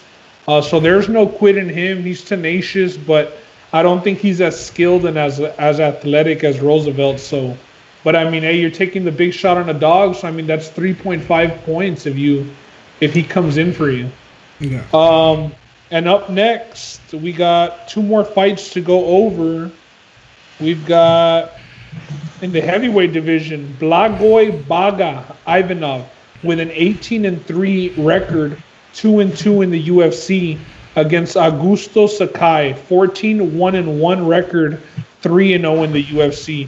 Sakai's on a 5-fight win streak with wins over Sherman, Arlovsky, and Marcin Tybura, unbeaten in the UFC 3-0. 2 of them were stoppages. 1 was a split decision. This dude's got 11 KOs, so just about every win is by KO except for 1. No subs. He has gone the distance, like I said. He's won 1 decision and lost 1 decision, so he can go the distance. But I believe if he doesn't get Blagoy Ivanov out of here early, it's not going to go good for him. Ivanov is one of Francis Ngannou's main training partners, actually. He's a tough dude, hard as hell to get out of there. He's coming in off a loss to Derek Lewis, where he pretty much just laid and prayed on Lewis. Lewis did hit him with the harder shots, but it was a lot of octagon control and top control for Ivanov, but he didn't do much with it. He's a grinder, man. I expect him to get Sakai against the fence and force the takedowns. He hasn't really been finished. I'm going to take the short underdog here and go with Blagoy. He's minus 110. Augusto Sakai is minus 115. So both guys minus, but Blagoy is the underdog. So I'm going to go with Blagoy to win a decision. Mm-hmm. I think we're going to have our first disagreement here. I'm taking Sakai to win this one. He's the fighter coming in on a 5-fight win streak. I like his the level of competition that he's fought against. Chase Sherman, Arlovsky, to name a few. So I do like what he's done in terms of level of competition. And like Ben said, he's a finisher. So I expect him to get Blagoy out of here. So I'm going to go with Augusto Sakai here. Me too. I'm getting that win streak to 6. Oh, snap. All right. Well, the main event, that gets us to the main event of the welterweight division. Gilbert Durinho Burns with an 18-3 record, 12-3 in the UFC against Tyron, the Chosen One Woodley, 19-4-1 with a 9-3-1 record in the UFC. Woodley's 4-1 in his last 5. He's coming off that title loss against Kamaru Usman, where he claims that it just wasn't Tyron Woodley who showed up. We saw him get dominated. We saw some 50-44 scorecards. I mean, it was bad. It was bad. We know Tyron Woodley trains at Rufus Sport. He also splits his time between ATT. So, and I know Roland had also told us that he's been training abroad. Or he was in Thailand before the coronavirus. So he was training over there as well.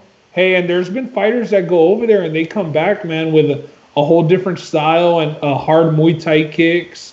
I know Khalil Roundtree, his first fight came back and just murdered Eric Anders' legs after fighting in Thailand. Yeah, he killed Eric Anders. But Woodley, the biggest question is, where's his head, man? Where's his mind? Is he gonna rebound from that title loss where, I mean, he had defended, I believe, 3 times and he didn't even get a rematch after getting dominated? We know he's never on the best of terms with the MMA, with the brass, with the UFC brass. But in this fight, Burns has been on a little winning streak as of late, 5-0 his last 5 fights. He actually trains with Kamaru Usman. So, you know, that camp has already had a whole camp for Woodley. The question is, can he impose his will the same way that Usman can? And I believe that he's just in over his head with this matchup. He has been asking for Woodley nonstop over about the last month. He's been begging Woodley to take this fight, and I think that he's just biting off more than he can chew, man. He's a BJJ black belt, and I don't think that the fight's going to hit the ground. I expect Woodley to bounce his head off the mat. Give me Woodley by a 3rd round TKO stoppage. And Woodley's a minus 190 favorite, guys. Just to give you the line, Woodley's minus 190. The comeback on Burns is plus 150. That's not too steep for Tyron, but first, the only issue that I had with anything that you said, Ben, was the fact that you didn't introduce Tyron Woodley as the former welterweight champion, 4-time defender of that belt. I'm not a fan. Just want to give him his proper respect before getting into it. But if it was Stipe... Exactly. But anyways, bust out the credentials. Anyways, I guess we have our favorites here, and Tyron happens to be one of mine. So Tyron fights once a year, bro. I've been looking forward to this fight. Hey, like you said, it's like Christmas, son. I'm waiting for my one time at the Christmas tree. I'm just waiting to see Tyron Woodley fight. I mean, the last time that he fought, it wasn't that good against Kamaru Usman, and you know, I kind of buy the whole he wasn't there because he was doing a bunch of stuff. He became after a while. And he was doing his rapping thing. That's the other thing that I wanted to ask. Can we play one of his songs on here? No, we can't. We can't for copyright reasons. Yeah, let's just be nice and say for copyright reasons. Otherwise, you know, I would like to. The next time we talk about this topic, we should play one of his songs. But anyways, I do like that Woodley's kind of changed it up a bit. He went outside of his realm and went over and trained at AKA Thailand. I think that's where he was officially. He was there staying in a dorm for a while. So it seems like he's just gotten back to the grind and gotten back to, and that's all that he said and everything. I know you say one thing and do another, but everything that he said and all the interviews that I've watched leading up to this fight, his head seems to be in the right spot, opposed to where it was going into the Usman fight. So I'm going to give him that benefit of the doubt, and I'm going to say his head's in the right spot. Quite frankly, I'm surprised he took the fight because he was also saying that he wasn't going to take anybody looking for a come-up, which is what exactly Gilbert Burns is looking for, which it's fine. Everybody looks to do that, so no fault to Gilbert Burns, but I'm surprised that Woodley ended up taking the fight because he had a couple of other options. I don't know how real the Covington thing was, but anyways, just getting to the fight, I think he matches up well with Gilbert Burns. Gilbert Burns is actually a nice fighter. I think he's still like at the edge of his prospect phase, like becoming to see what he's really going to be in the UFC. And I think this is a fight where he's going to find out where he stands, and he needs a little bit more work. So I'm taking Tyron Woodley here. I'm not even thinking twice about it. I was just talking all of that stuff because I like Tyron Woodley. I got Woodley too. I think he's money motivated now. He's talked about, you know, some of the expenses he's gone through, and he's just, you know, with the experience that he's seen and he knows, you know, the time frame for Woodley is he doesn't have a lot left as far as time in the octagon goes. So I think he needs to pick his fights and get back to the title as soon as possible. I think it's all business from here on out. I think we're going to see less of Hollywood Woodley. It's a very motivated one. I think we're going to go, it's going to be Woodley, and it's going to be a knockout early. Yeah, it's a safe matchup, man, and like he needs a win. And I know that he said he's not looking for a come up, but just get this win, bro. I mean, the line, I think that he should be like minus 250. I think it should be over 2-1. This is a super step up for Gilbert Burns, bro. It's a big step. He came off fighting Maya, and Maya was kind of piecing him up in that first round until or I don't know, the beginning of the first round. I forget if he knocked him out at the end of the first or if it was the second. But Burns was getting touched up, and that was like that was the card right before the coronavirus and that pause, because that was the Brazil card that we had before, where Kevin Lee fought Oliveira in the main event. So Burns, it's kind of a quick turnaround. He hasn't fought a dude that has Woodley's explosiveness. He recently moved up to this weight class as well because he was lighter. So I don't think it's a good matchup. I think Woodley should be a way bigger favorite. I think the question just lies, is Woodley going to be there on that night? And he's waited a long time. He fought in 2018 against Till, 2019 against Usman, and this is going to be his one fight in 2020 against Burns. So I expect him to get back to his winning ways. And that wraps up UFC on ESPN. UFC Fight Night on ESPN this Saturday. We gave the tallies last week. Let me pull them up again real quick. It's going to be 4 picks this week. While you do that, I just want to let everyone know, I think our consensus pick is Woodley, right? Yeah, we're going to go with Woodley. Woodley at -190. Right now we're 1-1, so we'll go with Woodley and try and get to 2-1 and over 500. Let's go, baby. So the contest, we got Roland Z, 10.3 points. Justin, 9. Ben, 11.4. Josh, 9.4.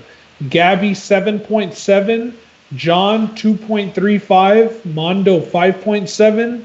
Roland G, 2.4. Izzy, 2. Diego, with a correction, 4.05. And the podcast consensus is at 1-1 -0.7 units. So we hope to get in the black after this Saturday's card. You all drop your picks, YouTube, Twitter, wherever it is. We'll take care of the tally. If there's an error and we miss one of your picks, like for Diego, he hit me up, told me, hey, you missed one of my picks. I went back to his comment, just saw his picks again and fixed it, man. So, hey, shout out Diego for paying attention and looking at that, man. Yeah, exactly. Yeah. Appreciate it. Hell yeah. There's going to be a free prize at the end, so why shouldn't he look out for it? Right? Everybody's trying to win. Check your numbers. Yeah. Ben could be fudging it. Hey, math was always my weakest subject, all right? Back in the day with Mr. Trevino. Oh, yeah.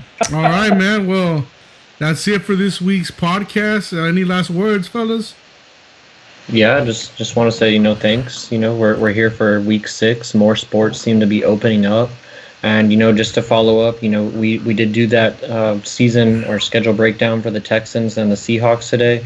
We're going to make another post, here throughout the week. Go ahead and comment. I think we already got 2 teams lined up for next week. Right, fellas? One AFC, one NFC. That's what Yeah, exactly. We're going to keep that trend. So if you guys want to hear your team talked about on the following podcast, not this next one, but the following, go ahead and hop on the Twitter comments or on Facebook and let us know. And then same thing, keep in mind for those positional breakdowns, we might have somebody come in and give us their top 10 one of these days also. So just be on the lookout for those things. We're gonna put the 6 through 10 list out on Twitter tonight. Y'all put your 6 through 10 in there. Let's see what everybody's got. Let's see who's got a name that nobody else has in their top 10. I'm not saying do it for shock value, but I'm saying let's just see the way everybody thinks.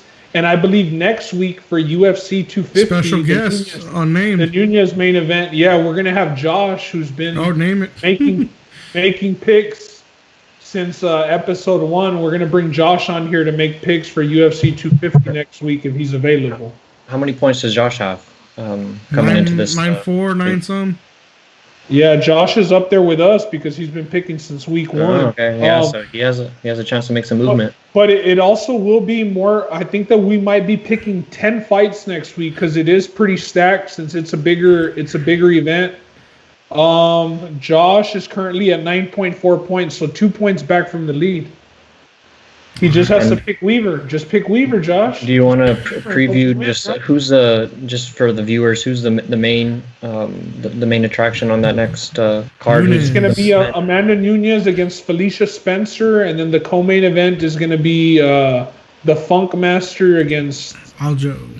Aljo's the Funk Master. He's going to be fighting. Nice.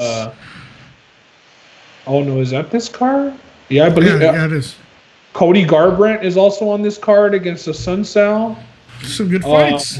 Mearshard against Heinisch. Yeah, Formiga. Guys who like to stand and bang.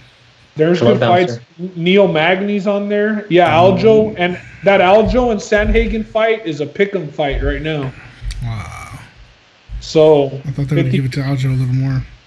Yeah, we'll be picking at least 7 fights next week. I know this week we only picked 4 because one got pulled from the main card, but next week we'll be picking at least 7. All right. Well, just to let y'all know, again, we're on all podcast formats, audio-wise. We're on YouTube. We're even on Facebook video now. Facebook video has a little bit of a delay. I get that out like the day after. And also check out our new Facebook page. Some of y'all interacted with us through there. We appreciate y'all. Go ahead and give us a like on there if you see us, and don't be afraid to even just make a post on that page.